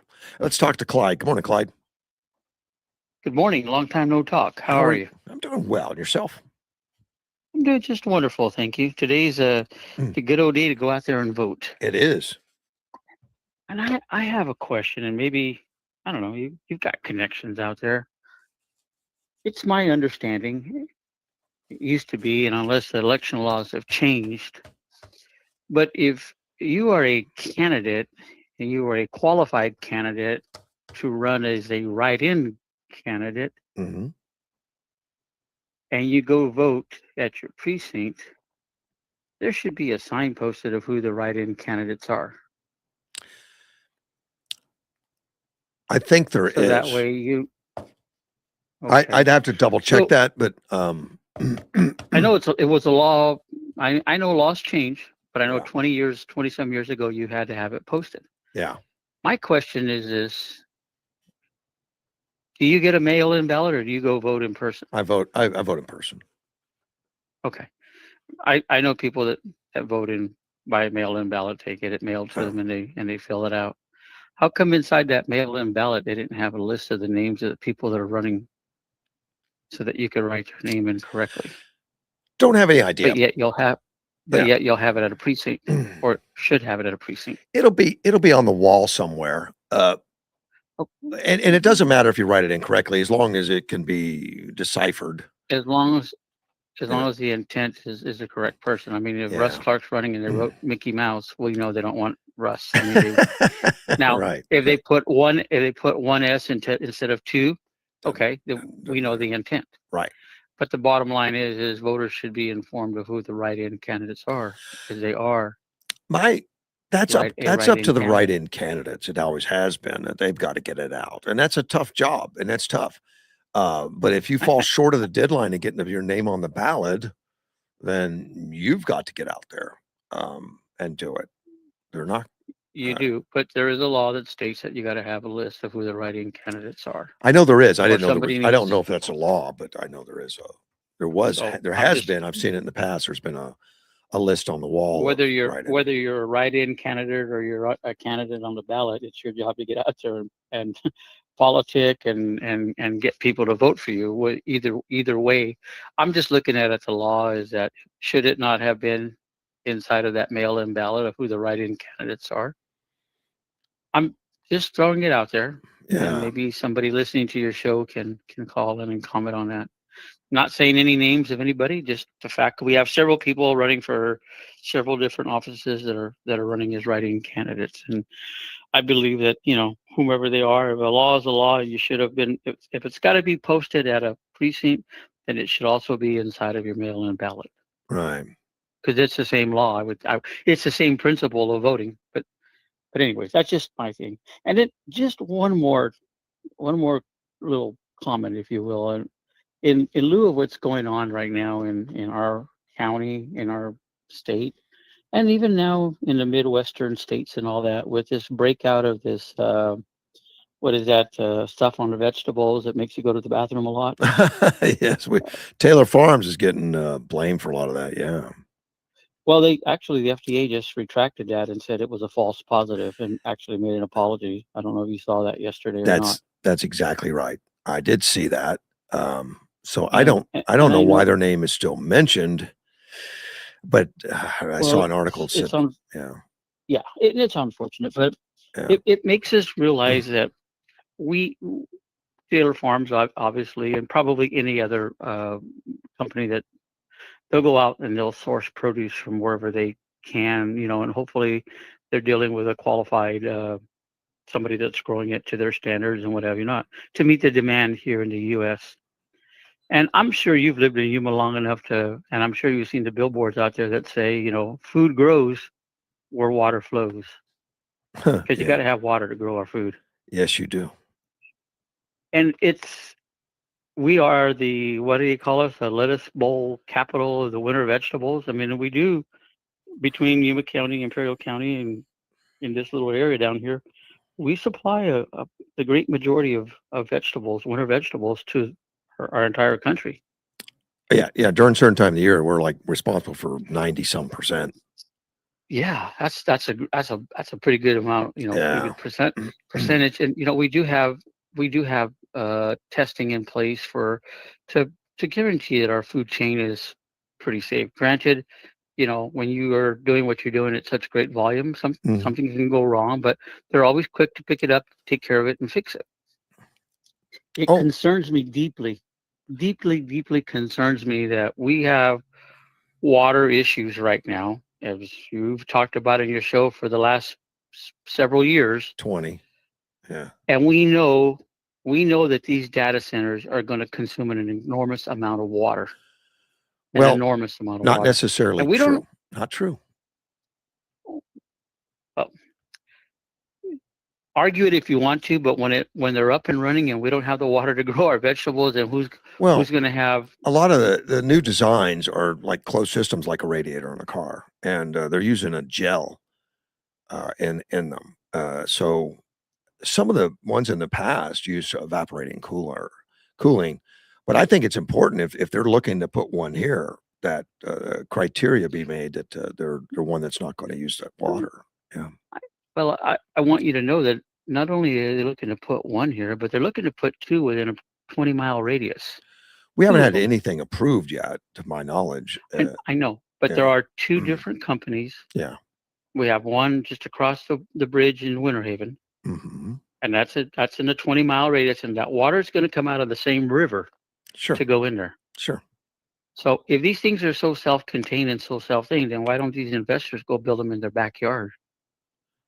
Well, I imagine they have. They built them all over the country. There's thousands of them, and they started Thousands off, of yeah, but even before There's AI. thousands of data centers. Yeah. Wow, I'm misinformed then. I guess I need to go back to the textbook and read it. And that's Well, fine that there are, they've been, if it's true. yeah, they've been But building for keep them in your 20. own backyard. Don't Um, don't bring them to our backyard. Our community employs. I mean, you were in the automobile business there. You tell me, how were your sales in July compared to November and December? They increased, right? right. Do you think they're going to increase because you bring a big old multi-million-dollar data center here? Hell no. Probably not. But that data I center may is have going to more push those. customers, but I might not have more. I mean, they might, depending on the amount of More customers they bring and dollars. We stuff. don't. Yeah. Let's not count. Let's count what goes in the till, not how many people can walk in there and spend $1, or people can walk in there and spend Yeah. $300. So, I mean, we know that a data center is going to suck up the water. It's going to hurt our produce. And why do we want to take that Why would it chance? hurt the produce? You Oh, you mean if it uses the water? I mean, Well, there's no water. What's going to happen if you have, and then if all of a sudden you have two of them, and then your APS bill is going to go up because the infrastructure needs to be there. well, And I'm not going to tell you. I'm not telling you. I'm only going to tell you what I know from what I've seen on documents, and I yeah, don't want to there's, name no names whatsoever. But planning and zoning in our own community made a humongous uh, uh, recommendations not to, because of the power grid, because of the water grid. Where's the water going to come from? Mhm. I read the notes. They're when you're going to go build something in our community, you usually do a pre-development conference, if you will, Sure. and people take a look and Yeah. look at everything. Yeah. I'm not naming any names. I'm not trying to throw anybody under the bus right now. I'm just simply saying, as a community, we need to stop and look. How many people is it going to employ versus what our produce does, and our safe produce? Because the other thing is this: you've been around our county because you were a supervisor, and I'm sure you've driven around. Mhm. You do know what a drainage ditch is, right? Yeah. What is it? A drainage ditch? It's just for Yeah. runoff water, you mean? Yeah. From the fields. Right. Well, we have, yeah. Okay. And I mean, that's they actually generally have, where they go through. They go through agriculture, and that's where the water, because they fertilize, they do the watering and everything. yeah. What happens if all that other water starts to seep and get into our groundwater? What other water? You mean from the, What are our water tables? I mean, seepage, you mean, whatever you're from that you data mean if center. there's a data center has water going onto the ground, so what? What would that hurt? I mean, So what? Okay. I don't it's okay. understand. I mean, we have Well, pumping stations that pump water out well, of the ground. Yeah. go take some of that water and run it through your Brita filter, and then take a drink of it, and then tell me, so what? Are I you mean, water thinking? water is an important resource in our community. I It's agree. it's a vital. I agree. And without it, we're not going to have, our country may not have food. But you're inferring that the data center is going to take all the water. It's It's going to take an enormous amount of water. You know what? Go Not- read the report that Welton Mohawker put out to the community, saying, you know what, we can't even handle that amount of water. you know what? There's They couldn't even handle there's the a lot amount of of water that the data center. a lot of misinformation out there, a lot, and a lot of it comes from China. This is That's true. No. This is, China has nothing to do with this thing. Yes, it does. I'm talking about what was proposed up here in Yuma on the Mesa. Look at the reports that were made and presented by the planning and zoning to the city. I would love Look at to the stuff that they went out. I'd love to see a proposal. I haven't seen one yet. I haven't seen a business to come in yet at all to make a proposal. But if they have, I'd like to see it. Well, I'm going to send you a different pair of glasses so you don't have them rose-colored glasses on, because Well, something that really should be looked at. Russ, no, I mean, honestly. I've been asking. I mean, and I've talked to the mayor about it and asked about the I'm not. proposals. Hey, I'm And not bringing. there isn't one. There isn't a proposal. Let's be clear. I didn't call you to talk about candidates that are running. I'm just simply talking No. about, in lieu of what's going on all over because of us having to surface and get our produce from another country, I would rather it come from our own community here where it's at. Agreed. I know that our community, besides the military, agriculture is our second biggest, that employs a lot of people. And you being a business owner and a previous business owner of selling parts Mm-hmm. to agricultural companies, Right. you know the amount of business that they generate. Of And course. you tell me that AI data, whatever the hell is going to do, is going to generate that for you. It's not. Of course not. No, but that doesn't mean they're Okay. not a big What's part of gonna the pump community. dollars? I mean, there's a lot of things built here that don't generate, profit for my business, whatever. But doesn't mean they don't. And they shouldn't don't have to exist. generate it directly for your business. I'm not saying that, but they Yeah. generate it for our community. Well, Come every on, business that's here, you know how the dollar works. every business that's here generates something for the community. Every single one. They pay taxes. They have employees. All of it. They do. But you're talking. I think your main concern about the data centers are going to take too much water and make the APS bill go up. Those are legitimate concerns, and they should be discussed, Clyde. I completely agree with you. Okay. But the data centers, as they're being approved right now, are coming with their own power. There's 7 of them on the books right now that have nuclear power that will be coming with it. The pocket nuclears that they'll become, and they'll actually have excess power to the community. Okay. And so there's more than 2 then now. You're talking 7? So wow. I guess No, I I'm missed talking. 5 I'm other talking in ones. the country. We don't have any nuclear power plants for Arizona, but Arizona's been. Well, I mean, we've got the green light to do it. The legislator and everything is all approved. I mean, there's no roadblocks to stop that. Throughout the country, I think most of it. Well, Utah, we have Texas. we have a very crooked corporation commission, and we've known that for many years. Oh, good Lord! I mean, I didn't know that. they are. Oh, Crooked. come on. How are they crooked? Well, they're on the take. Okay. These are the people that Well, do that. I then mean, they come on, should we've had. then they should be in jail, and we should Didn't we prosecute. didn't we just have one of our local boys from Yuma that left here and went to become he was on the corporate commission, him, and then his wife was working for one of them, and in fact he got kicked off the corporation commission, right? No, You know who? that guy. I don't know who you're Oh, talking he used about. to be a supervisor in Yuma, Arizona a long time ago. Oh, a long time ago. I'm not familiar with that case. I mean, that could happen. You could have somebody do something wrong. That's possible. Well, But like I say, we don't look at what's good for the entire community. Unfortunately, we we should. sell out, or we look for the quick buck, or we pick up the dollar, and we leave the pennies. But those pennies add up to make a dollar, and we don't look at the whole picture. We're slighted, and And you're people are you're the influenced. impression that data centers are bad for the community. I get it, and that needs to be explored. No, I'm Clyde, not. and we need to I'm talk not about even it. going to be. It's not even going to be an impression. I'm just going to make it flat out right. It's Okay. not right for our community. Okay. And there And it is. I mean, I'm not going to. and you're entitled to that opinion. And I can't. But I'll tell you. But I'll tell you why. Why? And I hope more and more. I think Tell we me. just discussed it. You Water, mean water electricity. and power? Okay, and I think water and power are good concerns. And if a data center could come in here and actually not affect either one of them, I don't think we should block them. Okay. You probably were okay too with our state legislators that were leasing all this property to foreign countries to come in here and suck up all of our groundwater from over in Maricopa County. I mean, that's our water reserve. And they sucked it up to grow stuff and ship it back to their country. Well, that's the key right there. They grow stuff. In fact, a lot of our farmers grow a majority of their products just to go to foreign countries. So should that be outlawed? Or are we shipping lettuce to foreign countries? I didn't say lettuce. I said crops. Citrus, dates. Dates, like 70% goes over foreign countries. Dates. Maybe we should tell them not to water the date plants anymore. I know. No. But stop and think. The dates that they're growing and they're selling. How many people touch those dates in our community to make a product to be shipped out? I'm not saying you can't ship a finished product out, but when Russ Clark goes to Saudi Arabia and starts using up all their water to grow his stuff to ship it straight back to to Yuma, Arizona, what is Saudi Arabia getting out of it? Nothing. Well, they would get the taxes charged by farming. They would get the business for the farming equipment. We know that they would get salaries for the paid workers that work it. All of growing that. Hay.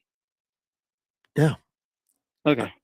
I didn't know they did it all robotically. robotically. Obviously you are for the data center, and I'm not. So I'm for the discussion, Brad. I'm for the discussion. I have not locked my decision in. I haven't. I'm open to talk about it. Well, when will you lock in your decision? When I see some contracts or what the intent is.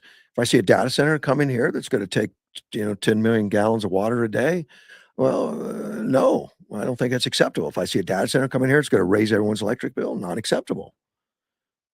But did the APS Corporation Commission just give them the express consent that they can go ahead and raise the rates as they need to, so they can continue to build and supply enough power to be able to sustain our state? If you can see that, yes, they did. If you see that, show it to me. I haven't seen it. Oh my God! You must not pay your own electric bill. I do pay a bill. I do. I don't recall anything saying that we need to do it for data centers. I haven't seen that. No. It doesn't say it. They're doing it for the data center. They were given the express that they could raise their rates up to 14% as needed when they need to be able to build their infrastructure to be able to supply the power to the people of the state of Arizona. When these places go to and say, I need to buy power, we're all investors in APS. Any large business. We're all investors because our rates will get raised so that they can build more solar farms or build whatever more they're going to need to be able to keep up with the demand of the power. Anybody that comes in and has to have big power has to pay for all that infrastructure. And that's happened a lot for people that have to build in, and especially if you're talking a data center, because that's a whole different level of power. And you'll have to build the infrastructure. You have to bring your own power for that, depending on the size. It's not that cut and dry to where we're just going to charge everybody in the neighborhood so that I can have power. That's not the way it's set up. Okay. Listen, have a great day. It was great chatting with you. All right, buddy. Take care, Clyde.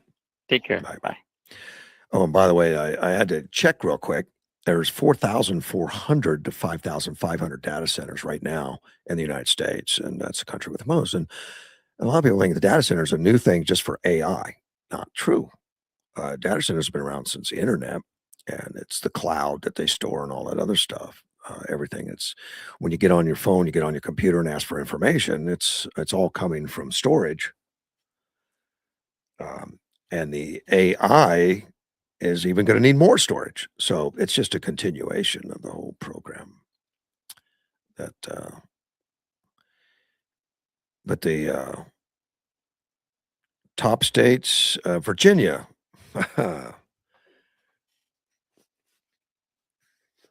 And there's quite a few on the books, but because of the negative publicity they've been getting, there's been like half of the data centers have been either canceled or put on hold until they get more information. Let's talk Gilbert. Good morning, Gilbert. Hey, Russ. I'm laughing this morning All right. because I'm flashing back on yours and mine's conversation years ago when they started doing our computer voting. Remember Right. back in the day, you and I were going back and forth about the internet. It's not on internet, and it's a safe process, and yada yada yada. And I kept on saying, I don't believe so. And you were on the mindset, no, it's safe, and we don't have nothing to worry about. And then we find Well, out we do have a Well, lot to worry I about. do remember that, and let me tell you, at that time, particularly, I was involved with inspecting our own machines, and when they calibrate it and do all that, Mm. and the machines Yep, we had in yep. Yuma were not connected to the internet. They were not. But okay, but the bottom line, there were some connected to the internet. Well, And yes, by which I didn't have any but knowledge of at the time, but yes, but apparently, yeah. no, I didn't have any strong knowledge, but I thought it's computer, it's man-made, it can be manipulated. And that's what you and I were going back and forth on. It can be Yeah. manipulated. Yeah. And I believe the same thing that's happening with these data centers. They can be manipulated. What do you They mean? can. Anything can. The sources, the information they're giving you, what you're reading, what you're accepting, all that can be manipulated. Oh, you All that can you be mean about the use of the water and the use of power? no, everything. They're salesmen. They're great salesmen out Oh. there are selling us on these data centers. Well, And the story is everybody. Oh, that's Chinese is throwing out that information. Chinese are throwing out that information. true. That's a selling point to me. True. That's a selling point. Well, no, it's true though. But Gilbert, I'm gonna tell you that I believe that any data center that wants to be built should be investigated if it suits the community. I am all for that. And if it's going to cause a problem with water or a problem with energy, then that needs to be rectified or not built one way or the other. I'm okay with all that. And you and I agree on that. But Okay. all I'm saying, Russ, is those that are trying to sell the data center could be giving you false information. Well, This information from these. Well, this scientist says no, that can't happen. We have water in Yuma Basin for the next 200 years, and blah blah blah blah blah. mhm. Those are all selling points. I think we need one that doesn't use water, to tell you the truth. Yeah, and you talk about nuclear. Okay, you have nuclear data site. We need water, right? Are we going to need water For the nuclear? that? No. It's a whole different Wait a minute. system. It's the same. But don't we have to cool off stuff? No, on the one in Palo Verde, absolutely. It goes through a lot of water. But the ones that they're talking like these pocket nuclear power plants, they fit on a good. They're like the ones they have on these aircraft carriers and stuff. It's a whole Okay. different design, whole different deal. And they don't need water. I don't Cool think so. anything down. I'm gonna have to take a look. But Yeah, you have to take a look because you're making a statement. I don't think No, so. we They're don't. they're kind of a sealed unit. Yeah, well, something like that I could see, but again, I agree with Clyde as far as our water. I mean, Mhm. we're looking at I live out here in the foothills. Remember when the foothills was absolutely nothing? What do you mean? What? When I moved out here 10 years Oh, ago, okay. When you moved out there, yeah, exactly. when I moved out there, now we got Foothills Boulevard. We have houses being built on the west side of the sandlots, as I called it. From I used to live on 54th Drive, off of Foothills Boulevard. Well, there are houses where I used to have this is where I turned because this is my landmark. Well, that landmark's gone. And then I look to the west and there's houses being built from yonder towards Foothills Boulevard. There's a lot of houses being built out here. A lot. So, and I'm looking at three things. Where's the money, the water coming from for Foothills utilities? Where's the police protection? And we got a solar panel field out here that took a lot of our desert land. I'd rather see desert land used than White Wing Ranch used. Yeah. So I'm looking at this, and a lot of these selling points for the data centers are exactly that. They're selling points. Can we really trust what they're saying? I never did trust the voting machines way back when, and we found out, boy, they could be manipulated. Well, They're across the United States. There's more than one type of voting machine, so obviously there's some of them that were manipulated. There wasn't just one machine available. There was a lot. There's a lot of them. All I'm getting is getting to is yes, they were a way to manipulate these machines, even though you and I were going back and forth. Well, not the ones in Newman. I could only talk to those. But well, right, but no, I said they could be manipulated. Okay. And we found out they were, and that's what I'm saying about these data centers. It's all about the salesman. Well, who's gonna have the best sales? Then we need to stay on top of them. And I looked up these nuclear reactors real quick, the small ones. Some of them can use water, but not. But most common is not water or closed loop systems like a radiator or even air cooled systems. Okay, you just did a sales point to me just now. Okay, you're very good at it. What's that? You said they can use water, not that they will use water. They can. Well, it depends on the style. There's gas cooled, liquid metal cooled, and molten salt cooled, and closed loop cooling. Yeah, Russ, what I'm saying is they can use water. You say they may use water. Sure. There are certain ones that need water. It depends on yeah, it depends on which one you order. Do you order the air cooled or the gas? Like a motorcycle or the motorcycle with water cooled? I guess you can get either one. Yeah. But it's not a given that you bring one in. It's going to be using large water. In fact, it says that they're the water cooled ones are generally closed loop systems like a radiator. Yeah. But so it's not going to be high volume and stuff. Is what I'm saying. Yeah. But and that's what I'm saying, Russ. You and Clyde going back and forth on these things, and I really believe, just like they sold us voting on the voting machines, that they were able to get picked apart. It can happen, and it can happen with the data centers. That's all I'm saying. Well, some of the ones now, when they do a voting machine, you test them to make sure they're calibrated properly, which I've been involved in, and then they're sealed. Some of them have gone back, and people have changed them after they were sealed, opened them up, and put different chips in them. Yeah, that's happened. So they could be. That's out now. Fraud. That's terrible. All I'm saying, they could and they were manipulated. Yeah. That's all I'm saying. We look at freaking the last election. We're seeing how many more votes were in Arizona. How many more votes there were compared to how many people voted. Some of the votes were double votes. How in the hell did that happen? I don't know of that case. I don't know. Yeah. Well, Galeo is one of them that was getting these outrageous votes. So we know it can happen, and that's all I'm saying. Well, I'll be curious to see when they get done with that audit. I think the federal government's looking into some of Arizona stuff. I don't know if it includes it. What you're telling me. Yeah, that's what I'm the ones I'm talking about. What 240,000 votes, Mhm. I don't know. right? I'm not Yeah, familiar with what it's being yeah, accused. I don't know. yeah. But that, like I said, Yeah. that's what happened. Anyway, Russ, you have a good one, good show. All right, I buddy. appreciate it. Take care, and Bye. thanks you for the call. Take care. Bye-bye. My, fact checker sent me, says anti-data center in the US is pro-China.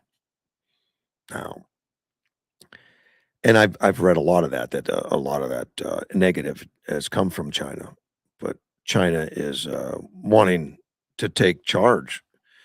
And he also writes, there's a difference between data centers. There is cloud storage, which uses less power, and AI processing data centers that consumes large amounts of power.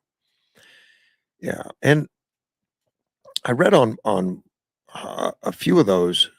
I guess once they reach a certain power point, it gets special handling. They have to bring their own power. They can't just plug in. Uh, Generally, some of the bigger ones, they wouldn't have the power available in some of the communities to even think about it, doing that, and that's where they're bringing their own smaller, power generators, and and it's been leaning towards this, small nuclear, power plants, which really I don't know of any that are active right now, but I know, there's dozens of them on the boards, and some of them already been approved and are being built for use in data centers. And when they do put them out in the field, they'll be bringing more power with them than what they actually consume. So that should help the local communities, not hurt them. We'll see how fast those things ramp up. They should ramp up. Yes, nuclear reactors use water for cooling. Someone asked me that on the Palo Verde. That's their main cooling. Now they use a lot of recycled water. In fact, I read the other day the Palo Verde out in Arizona here is the only nuclear reactor in the United States that's not built next to a major water source like an ocean or a huge river or something. It's and it uses a lot of wastewater recycled, and it recycles water. I don't know how much their total use is. Arizona water for Saudi agriculture doesn't sound like America. We don't ship water to Saudi Arabia to do agriculture. Uh, the thing is that Saudi Arabia has farms that they've purchased or rent or whatever they do in Arizona, some of them, because they want to grow alfalfa crops or something like that. And they do that. And I think it all gets shipped to Saudi Arabia. I think it does. And there's been many people concerned about that they're using our water and growing theirs. Of course, they're also paying our taxes. They're also hiring people. They're doing stuff that our farmers in Arizona do. We have lots of crops that go overseas, but there has been some stopping of some of this Saudi stuff. Yeah, and data centers, cloud centers, they have used quite a bit of water for heat transfer, and and they weren't closed loop systems in the past, and now many of them are being built. And I say many, not all, and that needs to be checked, and we need to verify that. And I can't imagine somebody wanting to come to humans and say they're going to use more water than we have and be happy building it here. They wouldn't want to do that either, I wouldn't think. All right, let me get back to this burglar. Um, Burglar stole an estimated $353,000, and they got a warrant. They found stolen property. I don't know how much of it. They said they found stolen property, 20 grams of cocaine, approximately 31 grams of methamphetamines. 32-year-old man was arrested, booked on Sunday on 12 felony charges, including burglary, trafficking, and stolen property, theft, criminal damage, and possession of dangerous drugs. He's being held on $235,000 bond. Well, see, he should be able to pay that if he stole 353,000, but maybe he didn't get a chance to sell it all. I don't know. It doesn't say anything else. I don't got it doesn't have the guy's name. It doesn't have the businesses. It just says they were on area of South Avenue 3E with Total estimated loss of $353,000. That's a big loss. So I'm sure we'll find out more about this as it gets into the courts and everything. We'll find out a lot more. There's a fundraiser for someone in the fire department, Gary Welch, Captain Gary Welch. I don't know much about it. I do know that, and I had to look it up when I saw this article about a fundraiser, because the article didn't say why they were doing a fundraiser. He's been 3 weeks in the hospital in Tucson. I didn't get why or what the problem is, but he's 3 weeks in the hospital, and he's a captain for the firemen. So the Yuma Fire Department, Fire Station 1, located right there on 3rd Avenue, 353 South 3rd Avenue, is going to do a spaghetti lunch fundraiser. It's going to be next week on the 30th. That's a Thursday, next Thursday, 11 to 1. Meals include spaghetti, choice sauce without meatballs, with or without, side salad, choice dressings, and all that stuff. To-go containers, you can get that. It's costing $10 a person, which is a good deal. The tickets, though, I guess they're not going to handle a lot of cash at the fire station, so they want you to go to the Yuma City Hall, the second floor. That's where the fire administration is, and buy the tickets. And of course, that's within walking distance to the fire station, so it's not too far away. Or you can contact Fire Chief Richard Root. Give him a call, 928-373-4859. I have no idea what's going on with Gary Welch, but him and his family need some help. And, fire guy is going to do a spaghetti lunch. So I need to go buy some tickets. I'll eat spaghetti that day. Article I've got on student loans that I want to discuss a little bit. The way Obama handled the student loans has just crippled us, I think. I did borrow money as a student to pay for some stuff, and I paid it right back. It wasn't that much money. It was a couple grand. But the student loans now, and back then, when I borrowed money, I was limited. I could only borrow the money to cover books and tuition. And that's it. And they know what school I went to. They knew what the tuition was. They knew what the books were, and they would loan me money accordingly so that I didn't hurt myself. Most of these students now, their brains aren't developed. Brain develops fully around age 25. Students are generally younger than that, so they don't have developed brains, and they shouldn't be left to borrow so much money. They're going to be paying it back for a lifetime. Unfortunately, that's happened. I know there's been so many people that have borrowed hundreds of thousands of dollars, and don't really get a degree that's going to pay them back enough, or get no degree at all, drop out, but they had some great parties and bought a great car. Yeah, really, it just kind of opened it up.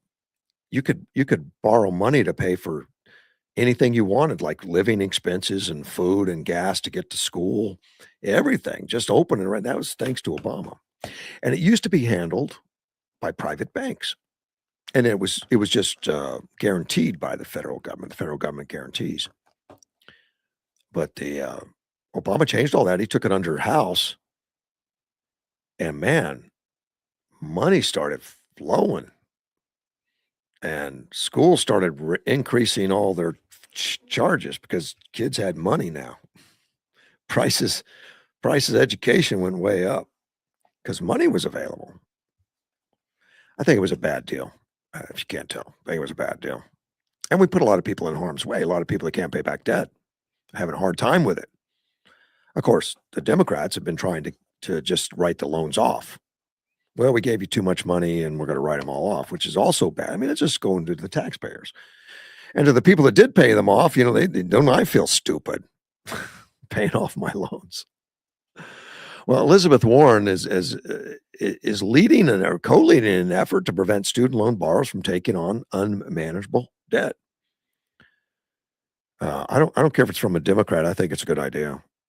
I think it should be limited to what you really need for college and not just be open-ended to just whatever you need to live. But Elizabeth and Dick Durbin are reintroducing the Accreditation Reform and Enhancement Accountability Act.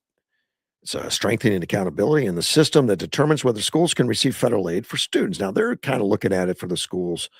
I guess there's been some schools that have gone bankrupt afterwards, or they closed their doors. They're going to require Department of Education to establish guidelines for evaluating colleges, including student loan repayment outcomes and how much debt students take out post-grad compared to their earnings, according to the fact sheets on the legislation.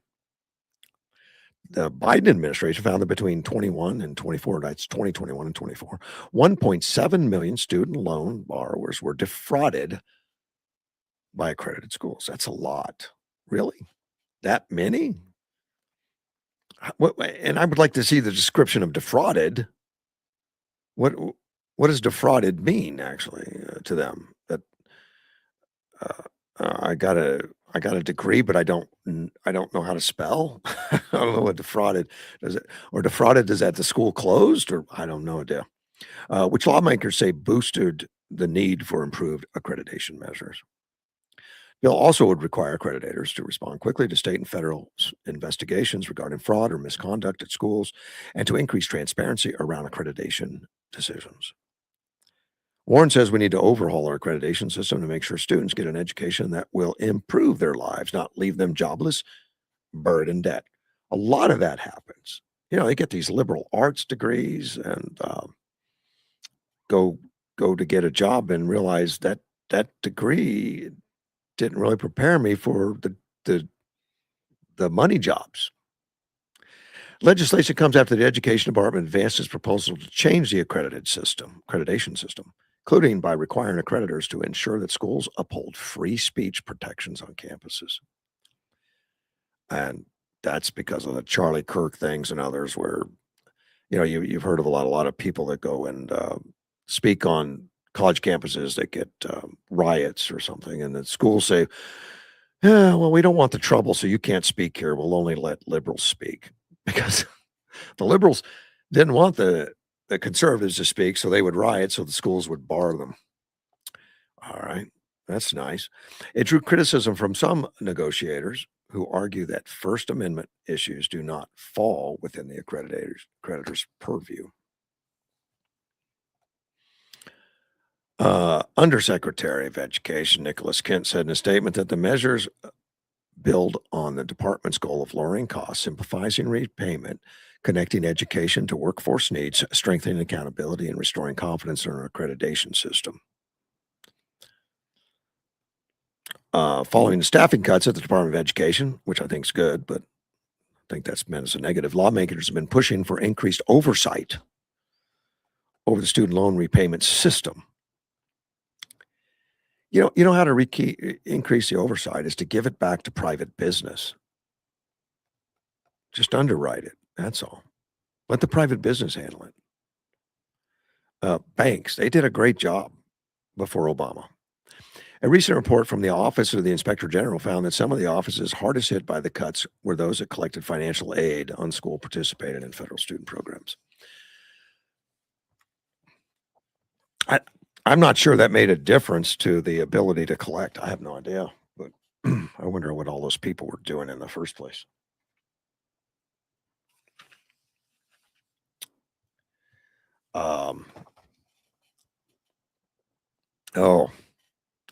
Media networks that have been put on notice, like ABC, CBS, NBC, all those guys put on notice. Representative Barty Carter out of Georgia is Republican. He's asking the Federal Communications Commission to review ABC, NBC, and CBS broadcast decisions after their network either declined to air live or cut away from President Donald Trump's July 16th primetime address. Now, people on the airwaves have an obligation because the federal government licensed those airwaves and licensed those people to be able to broadcast, whether it's radio or TV or whatever. And there's a few strings attached to those things. And one of those is emergency broadcasting and some other broadcasting that's considered, you know, important by the country. Well, President Trump had a primetime address that he wanted to get some information out to everybody in the country, and some stations refused to do it for whatever reason. Carter's asked the FCC chairman, Brendan Carr, to review whether the networks violated their obligation to serve the public interest and whether their actions should be considered in future broadcast licensing proceedings. Fair question. I don't know if they did or didn't. The public airways should inform the American people not to be used by corporate executives to decide which matters of national importance they are permitted to hear. And that may sound weird because in any organizations that's using the airwaves, whether it's The View or other shows, they have opinions that may differ from some parties or some concerns. And they're supposed to be balanced in some ways.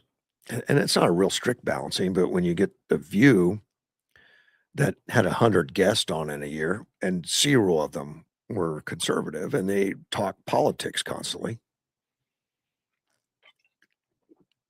there's something to be said that maybe they're not giving a full serving of the public interest. That should be addressed anyway. And that's why you see some of these programs, like CNN, and they've picked up like Scott Jennings, who was a conservative, and in the past they wouldn't have that. And Scott Jennings probably has increased their listenership, and he's interesting. He's really got a lot of attention because he's kind of like the one conservative voice around that whole swamp of socialism. And I kind of enjoy listening to the clips. I don't really listen to the whole show, but I listen to it. Buddy Carter, the representative, says the public airwaves should inform the American people, not be used by corporate executives, all that. Trump's remarks says broadcasters may criticize, analyze, or fact-check the president's statements. However, refusing to air a major presidential address because executives disagree with its content raises serious concerns that they have the intent to keep America in the dark about potential foreign interference in our elections. And that's what the speech was about. Americans should have been allowed to make up their own minds, regardless of political affiliation. The American people deserve to hear this information directly from the president and judge it for themselves. I wholeheartedly agree. They should have been. I think everybody should be given all information, and then you can decide what you believe in. On Thursday night, Trump called for ABC and NBC broadcast license to be revoked, accusing the network of being part of a plot to continue this fraud and protect the radical left. In a rare move, NBC and ABC Fake News have both said that they would not cover his speech. That's President Trump's putting that out. They knew what it was about because they don't like the topic, because they know how corrupt our system is, and they don't want to reveal it. It was a 20-minute address. I saw it. And it was to announce the immediate declassification and release of critical intelligence documents, he said, revealed shocking vulnerabilities in our election infrastructure. Yeah, he did, but it wasn't a lot of details. But he told you where to get the details, and it was on the website, the White House website. Trump says America back and doing really well, but we still have a major challenge that must be urgently addressed because no country can be great without fair and honest elections. You have to trust your country, because if there's no trust, there could be no greatness. And that's very simple. No trust, no greatness. According to the White House, the documents released during the address included files related to alleged voting system vulnerabilities, China's alleged acquisition of U.S. voter data, Michigan voter registration investigation, non-citizen on state voter rolls, which is all out there. Now, Trump also claims that just as disturbingly, this vital information has been covered up and hidden from you. American people are beautiful, great American people for many years. But that changes right now. And he mentioned that the intelligence community was involved in covering that up. And a lot of documents were discovered that were in burn bags that weren't supposed to be seen. But of course, we got to see them. CBS News initially aired the analyst before joining President Trump's speech several minutes after it began, then cut away because he criticized ABC and NBC. The Representative Carter said the issues raised during Trump's address warranted live broadcast coverage, adding that allegations concern both election integrity and national security. So he should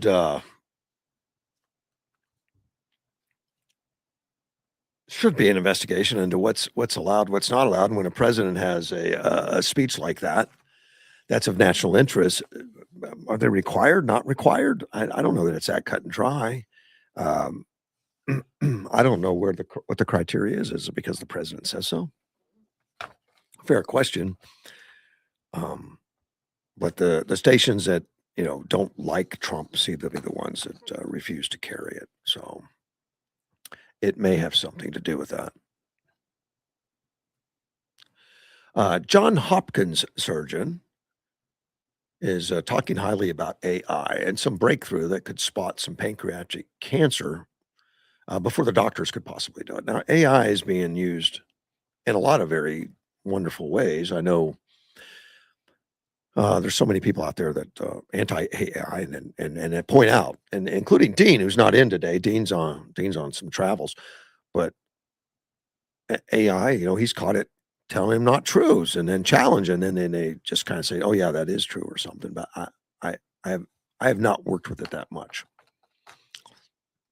But again, it's artificial intelligence, but it's going to gather information, and it can't always decipher which information. In other words, if you say something about Trump being involved with Russia, well, it'll go out and find a bunch of articles that says he is, because there was a lot of articles written about that. There was a lot of articles that said that he was, even though a lot of it now, the whole Russiagate thing has gone through and said that the stuff that Hillary Clinton put through was just not true.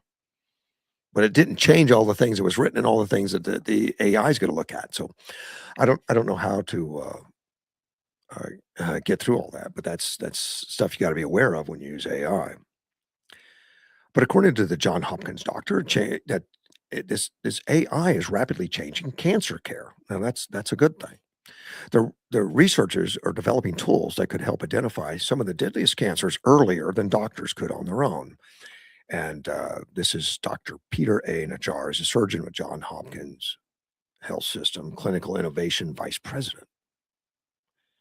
And he went on a show with Bartholomew, and to discuss how it's improving cancer detection and speeding up drug development and making patients' care more efficient, while stressing more real-world evidence is needed before the full impact is measured. So, yeah, they're still in the baby stages. They're just getting started, but great improvements already. He said one of the deadliest forms is pancreatic cancer, and it's often diagnosed after it's already spread beyond the pancreas. That's according to the American Cancer Society. And its overall 5-year survival rate is 13%. That's a problem. That's not good. But when pancreatic cancer is detected before it spreads outside the pancreas, 5-year survival rate's 44%. And they're saying that with this AI, they can recognize patterns that doctors wouldn't see. And the physicians that are good at it, it takes them decades of experience to identify. So it's going to help. And this article mentions some well-known figures that have succumbed to pancreatic cancer, that it wasn't caught early. One was Steve Jobs from Apple. I I knew he died of cancer. I didn't know it was pancreatic cancer. Patrick Swayze, the actor, Dirty Dancing, Patrick Swayze, pancreatic cancer. He died young. It was too bad. Alex Trebek with Jeopardy, horrible. Yeah, so those three. Maybe if AI had started sooner and we'd have had some answers sooner, maybe they would have gotten some help. Researchers were able to identify signs of pancreatic cancer up to 16 months ahead of human readers. Detection always allows us more treatment options. He said artificial intelligence also accelerating drug recovery by allowing scientists to test potential treatments using computer models. I don't know how you do that. Does the computer react to the drugs? I don't know. I don't know how that's done. Before moving into laboratory testing, many cancer treatments are around figuring out which molecule binds to the right protein for a given cancer. AI dramatically speeds up the drug development. And according to Dr. Najjar, we absolutely need to move full speed ahead to bring this promise to our patients in the clinic. But it is still in its very early days. Artificial intelligence, most immediate benefits is improving the patient experience. AI-powered medical scribes can organize records before appointments and automatically document visits, allowing physicians to spend less time typing and more time focused on their patients. Well, so there you hear all the bad stories about AI on how it's causing kids to cheat and be stupid, which I think is it's just another tool, and kids should know how to use it, but it shouldn't write their term papers. Good for them. And since I did that story, I had another story on AI. And there's always a fear out there that AI, and I know people in the technical industry that thinks that they're going to be out of a job because of AI, that AI is going to reduce the need for people, that there's an AI boom out there. This article comes from a talent chief, Sultan Khan, head of talent acquisition and human resources at San Francisco-based OpenArt AI. And he says that employers are increasingly want workers that can learn AI. And I say that for anybody looking for a job, I guess they're going to be looking. When computers first came out, they were looking for workers that could use Microsoft, or workers that could use Word, or workers could use all the different computer programs that were being used in businesses. And early on, personal computers were brand new, just like AI is now. You didn't necessarily have a lot of experience, but you knew how to turn it on and how to work with it. Well, apparently, that advice goes that here it says you're not necessarily have to have years of experience in artificial intelligence, because the hiring executives realize that AI is fairly new. It says one hiring seeker worried about AI replacing them may be focusing on the wrong challenge. Instead of looking for candidates with years of AI experience, employers increasingly want workers that can prove they're willing to learn. That's interesting. Their willingness to learn, the biggest thing that we really need to know right now. The people that are open to learning are the ones that were seeking grabs jobs really quickly in this current landscape. Let me see, in 2025 AI jobs barometer, the skill required for AI exposed jobs are changing 66% faster in other occupations, while workers with AI skills receive an average 56% wage premium compared to those in similar roles.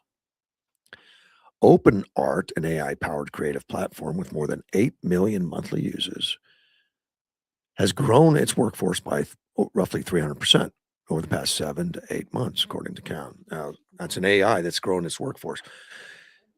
Normally what we hear is people that are laying off, like Windows and others, that say it's not because of AI, which makes me think it is. It says they're hiring engineers, product design, marketing, and creative roles. He said resumes packed with years of AI experience aren't necessarily what stand out. I think the biggest thing that helps make people stand out to me is when I see that they've done a lot of side projects or a lot of learning. Applicants who complete AI courses earn certificates or experiment with AI tools on their own. Good advice. AI remains relatively new. Recruiters understand many applicants won't have years of experience. Hiring managers are looking for people who show curiosity and adaptability. Curiosity is another big one. The ones that are really eager and willing to learn how to adapt it to the current workflow are the ones that are getting tons of calls from recruiters. The mindset isn't limited to software engineers. Open Arts recruiting engineers and product managers, content companies also hiring creative directors, designers, video editors, and want to incorporate AI into visual storytelling. AI isn't the creative aspect of things, it's the human behind it. AI only does what you tell it to do. And he acknowledged the concerns. There's concerns that AI could replace workers, but Khan's arguing that the technology is more likely to change existing jobs and eliminate them. And I think we saw that when we instituted all these personal computers in work, and we, switched a lot of workforces over to handwritten accounting principles to computerized accounting principles. It just, it didn't mean half the country went unemployed.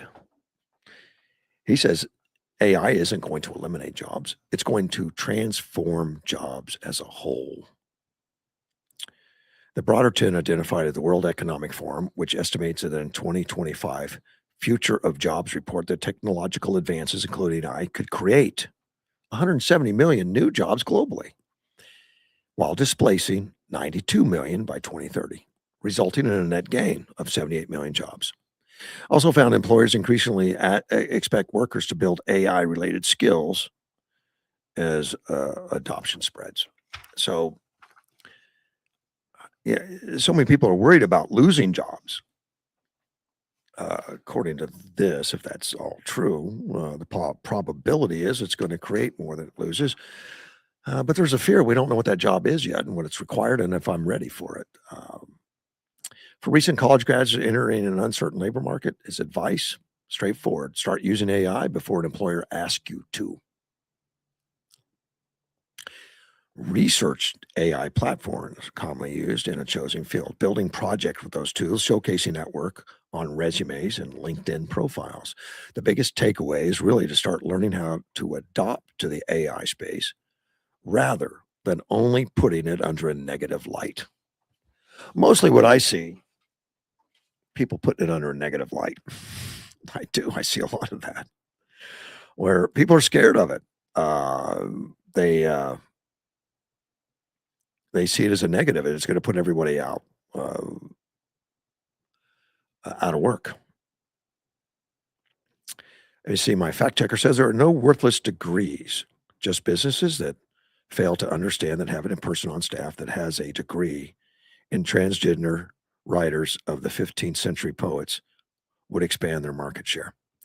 Okay, that was sarcasm from my friend. Yeah, there's some worthless degrees. I think it was Charlie Kirk, who I think was the biggest one to unabashedly just point that out when he'd go to campuses and tell people that half, I think it was saying like half the degrees out here are just worthless. If you're not learning to be a doctor, an engineer, and some of that stuff, you're wasting your time. You get OJT or something faster. I know it didn't make everybody happy, particularly a lot of the colleges themselves. No wonder they want to bar him from that. But I think he was onto something. There are a lot of worthless degrees. Worthless in the fact that you not going to make enough money to pay off your student loans with it. Let's talk to Mike. Good morning, sir. Good morning, sir. How are you, man? I think people need to take a step back and remember the rule of today. All right. If the media and the Democrats are for it, you need to be against it. If the media and the Democrats are against it, you need to be for it. The media. I think that's worth looking at myself. I think so. That is an absolute truth. That's a mathematical fact. All right. The Democrats are against it. And who else is against it? China. Oh, you mean So like the all data this, centers for sure? Yeah. yes, I'm talking about the data centers. I'm Yeah. sorry. Oh, it's okay.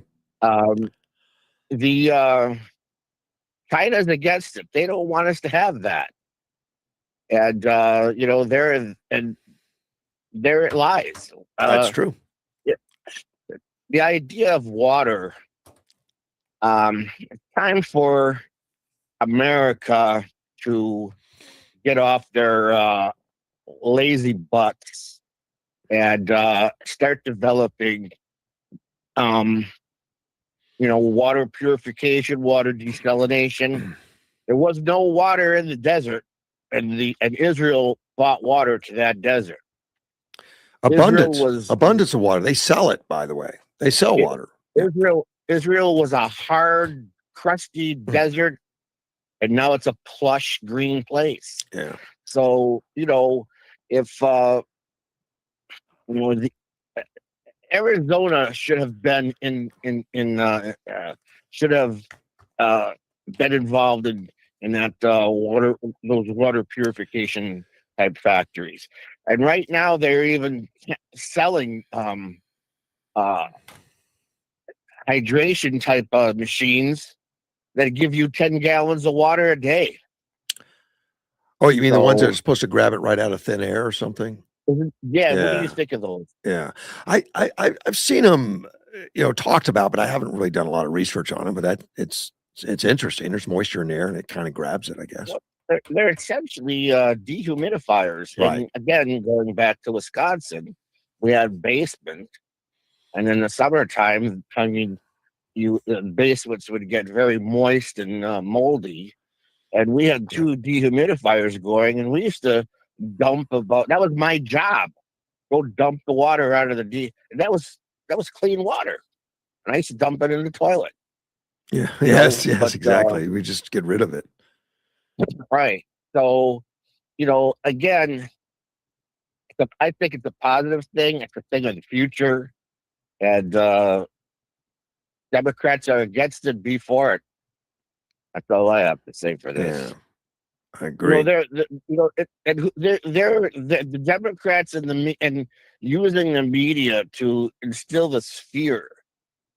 I saw a snapshot of all these stupid Democrat-looking people, pink hair, gauged ears, nose rings, tattoos all over their body, with these holding up these signs. Data centers are bad for Arizona. Gee, let's go back to the nuclear age when we were kids, Russ. And these same idiots who are Democrat adults that are in Congress and the Senate, they were the ones that were pushing all this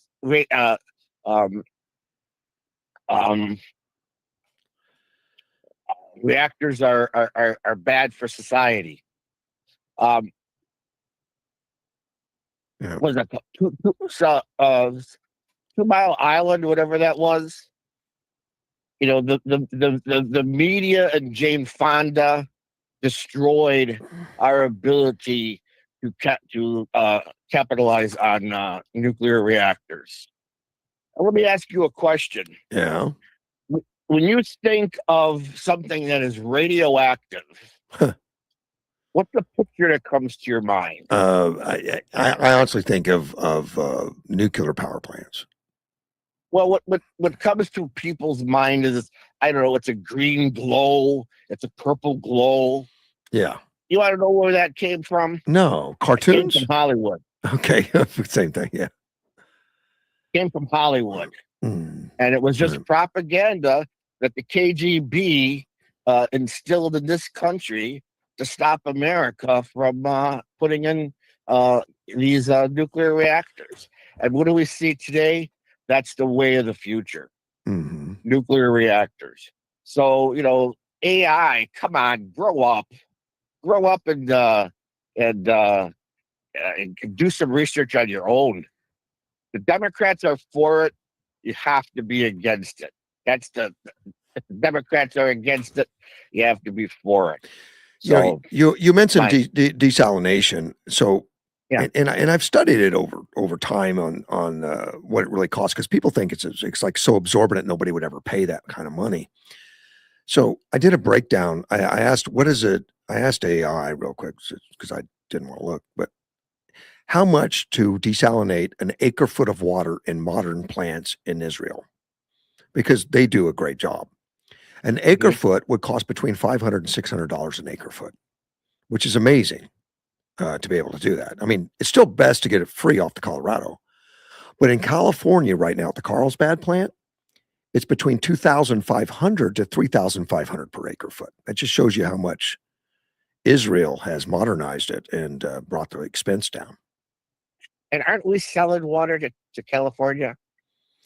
No, they get an allotment off of the Colorado River. They're part of the pack, so they get. Oh yeah, that's right. That pack that was boy, those were people of the future. There's 5 states or something involved in it. That was it. Yeah. Yes. Yeah. But I mean, nuclear submarines, aircraft carriers, how do you think they get their fresh water? Desalination. And it's Right. been they've made it better and better and better all the time, and Israel's one of the ones that I guess that has some of the most remarkable plants. I mean, the one we have here in Yuma, I doubt that it's doing $500 to $600 an acre foot. You're just not going to do that. I mean, so if you're I mean, understand this, it's the media that's promoting this, and it's motivated by China. And Yeah. give us an argument as to why it's bad for us. Oh, Anyway, you mean like the data centers and stuff bad for us? yeah, I'm talking. That's Yeah. what this conversation is Yeah, about. yeah. Is It's that there's data centers two main bad? things other than the ones they make up, and that's the water and Well, power. And the ones they make up is like guys, well, they dump a lot of forever chemicals on the ground, which is just not like, where do they get chemicals? I mean, that's not part of their system. Some stuff they just make up. And one of the ones I've heard is noise. That there's been some complaints that there's a humming noise and it's close. And of course, I don't know if that's true or not. But where would the noise be coming from? It's just computers inside a building, unless there's some outside sources of some kind of cooling equipment. I don't know, but I'm sure that could and the all be mitigated. Democrats and the hippies, they all were talking about that vibrating noise coming from all of these power towers. Oh, I have Nobody's heard that. saying, Yeah. huh? I have heard that before too. Like, Yeah.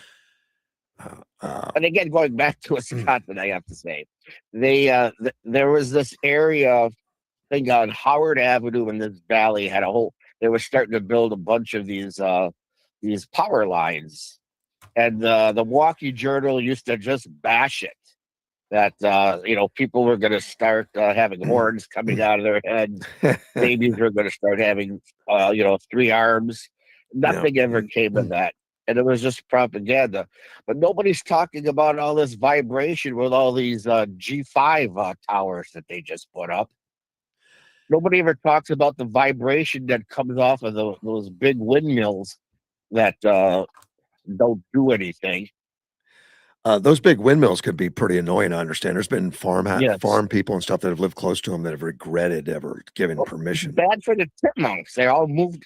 Chipmunks they noticed that the chipmunks aren't in those areas because they're so annoyed by them, Well, they kill birds.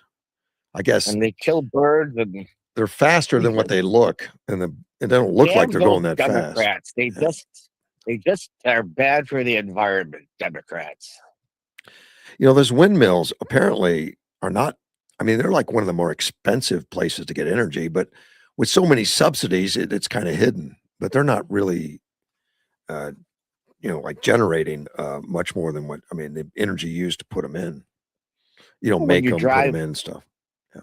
when you drive west on Highway 8, and you see Hmm. all those windmill farms, half of them aren't even spinning, and Yeah. it's windy outside. Yeah, they can turn them on and off according to need, I guess. I don't know Yeah, how but that works. aren't you supposed to make hay when it's windy? Well, Why would they be off? they turn them off because they don't need the power. Oh, You know, they don't. I And they can't. Something they can't turn off is a lot of solar plant. You know, solar that comes from residential. There's no off switch. So if you have a bunch of solar that's just automatically pumping in, the only thing you can turn off is the other stuff. Like the big solar farms, they can mitigate that, but not the ones that are just wired in. In fact, I've talked to APS guys before that they've got to be careful. They can only take so much of that percentage wise. Otherwise, it could be a problem for them. and there's been an incentive to increase the capacity and of our grid. And if these data centers are the motivation to go ahead and do that, we need to increase the capacity of our grid anyway. So Well, it's that in electric cars. There's a big push that we're going to be, and I believe it's true. I believe at some point electric cars. I mean, they're just going to keep growing as a percentage of vehicles on the road. I think they're 7% of California's vehicles. But eventually, it's going to take over. And as that industry refines and refines, becomes cheaper and cheaper, it's going to be a lot cheaper to drive those than on an internal combustion engine. well, I'm not a fan of soccer, That's fine. but just on the same note, I don't think electric cars are ever going to take over NASCAR or drag racing. Well, they've tried in the formula cars. The formula cars were experimenting with electric motors in the wheels. It made them so hyper fast, they barred them. Really? It's unfair. Could you imagine sitting in the seats at a NASCAR race and you're not hearing a damn thing? Well, they could pipe in noise, but it's so extremely fast. And look what Musk has done with that Tesla S. You know, under 2 seconds, 0 to 60. I mean, that's enough. If you're not sitting there right, you're going to get whiplash or break your back. I mean, that's a G force there, and we're still kind of young in this stuff, but it's so Well, hyper absolutely. fast. They told Formula Ones, no, knock it off, and they were just putting them in the wheels as a supplement to the already gas engines. They were going to run both. It was a nice experiment. It was a nice hybrid experiment, but they said no. And they could, and since they're all independent on each wheel, they could put it like an anti-skid thing, to where traction control stuff on it, to where it would just give enough power to not break traction. And they just zipped around tracks. And they said, no, it's too much, too speed. It would take take competition out of it. I apologize in advance for all the people who think I speak doom and gloom, Uh-huh. but we don't win. The election is 3 months away, and if the Democrats win, it's going to be a third world country anyway. Well, I don't disagree with you to point out the negatives, that it's more important than most people think. Yeah, and we do need to point that out. I mean, a lot of the lies that are being spread, but it's hard for people to sort through them sometimes, what the lies are. But we need to open up their eyes, and we need to keep talking about it.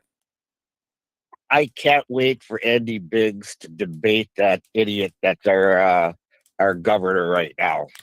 That's going to happen. And if she doesn't want to participate, remember, Andy, just put a big chair out there and still have the debate. I think she will. There's already stuff on the books, I'm sure, for the governor debates. What the hell is she going to debate about? Well, she's going to, do her best spin on whatever she did was just wonderful for Arizona, and it's just great for Arizona. But I think she's got that one worn out commercial that she posts all the time. She is a great governor because she drove Uber at one time. Oh, really? Oh, yeah. Well, my opinion of her is now increased. She's more versatile than I thought. She has a talent. Well, that's my 2 cents there, sir. You have a very nice day. Thank you, buddy. You take care, man. Thanks for having me on. All right, bye-bye. God, that was nice. Nice call from Mike. I got asked by somebody on Facebook, Stephen, what is your opinion on Andy Biggs being able to beat Governor Hobbs? And that's an interesting question because a lot of people have run on the deal like, well, you got to vote for someone other than Biggs because Biggs not electable. I don't believe that. I think Biggs can beat Hobbs. I'm thinking there was a poll on that recently. Now, most of the polls early on were showing that Hobbs would beat Andy Biggs.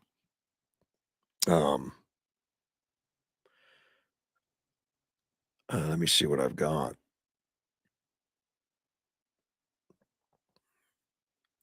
New Arizona governor poll. Let's see how old that is. Of course, I don't always believe, the polls, especially this early, and it's interesting. Chance to win the race. This one shows Andy has a 21% chance.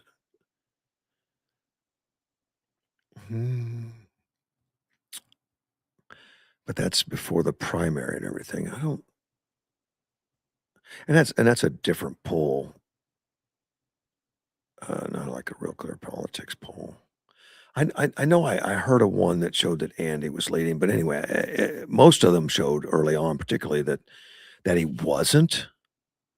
But it's like the polls I saw in Maine. Susan Collins has never won a poll ever.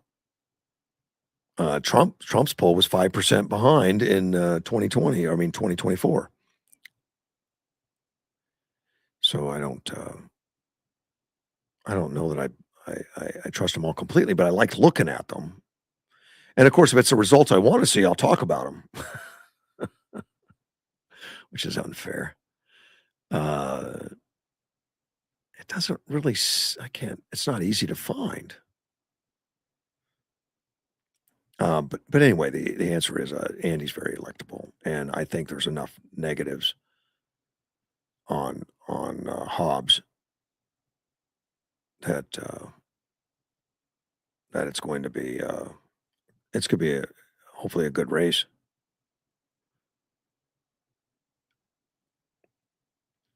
How can that not come up?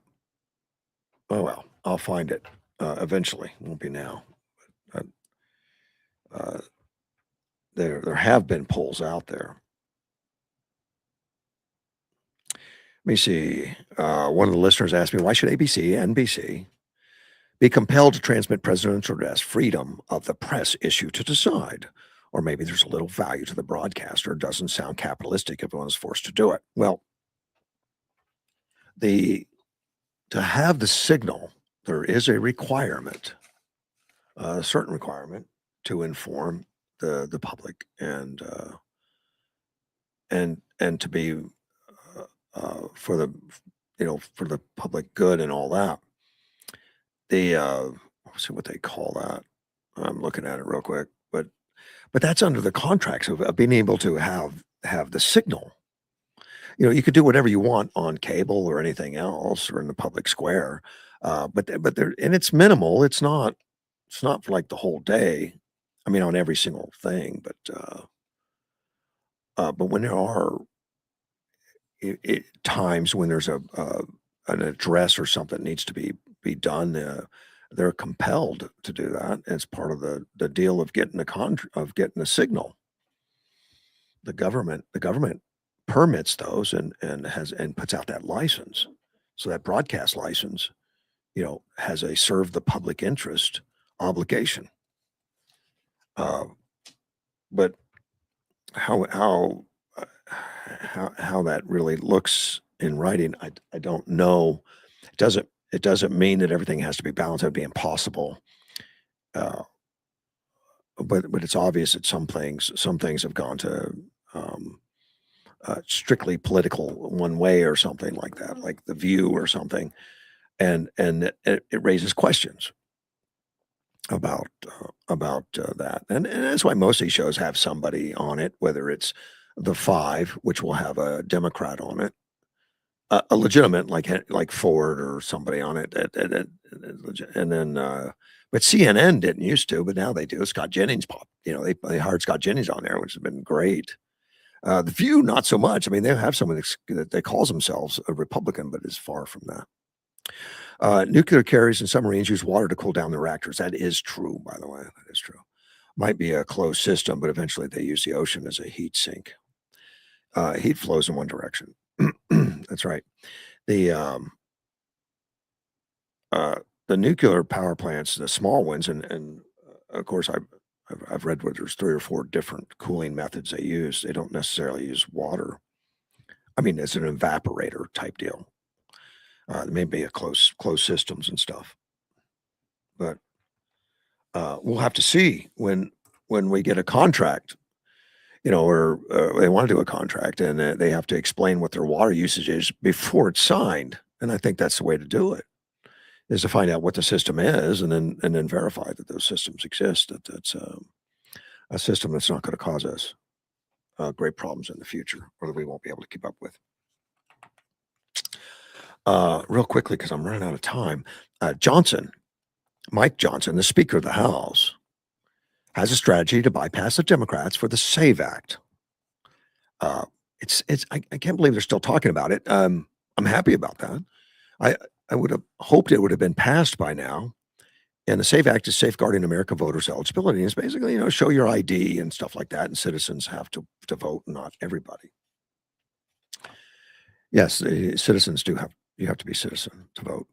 Federal elections, states sometimes, or local elections, they can be crazy enough to bypass that, but not federally.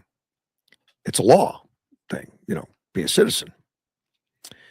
Well, Johnson says he's going to allow key parts of the bill, I guess not the whole bill, but key parts of it, to get around the Democrat entirely, and do that through a reconciliation process. Now, the reconciliation allows a party in power to pass sweeping fiscal policy reforms without input. But it has to be clearly tied to revenue and spending and revenue. So they're going to use the Reconciliation Act or Reconciliation Bill to fund states' election integrity efforts and replenish military funding. Legislation would set a stage of $95 billion in new federal spending across the next 10 years.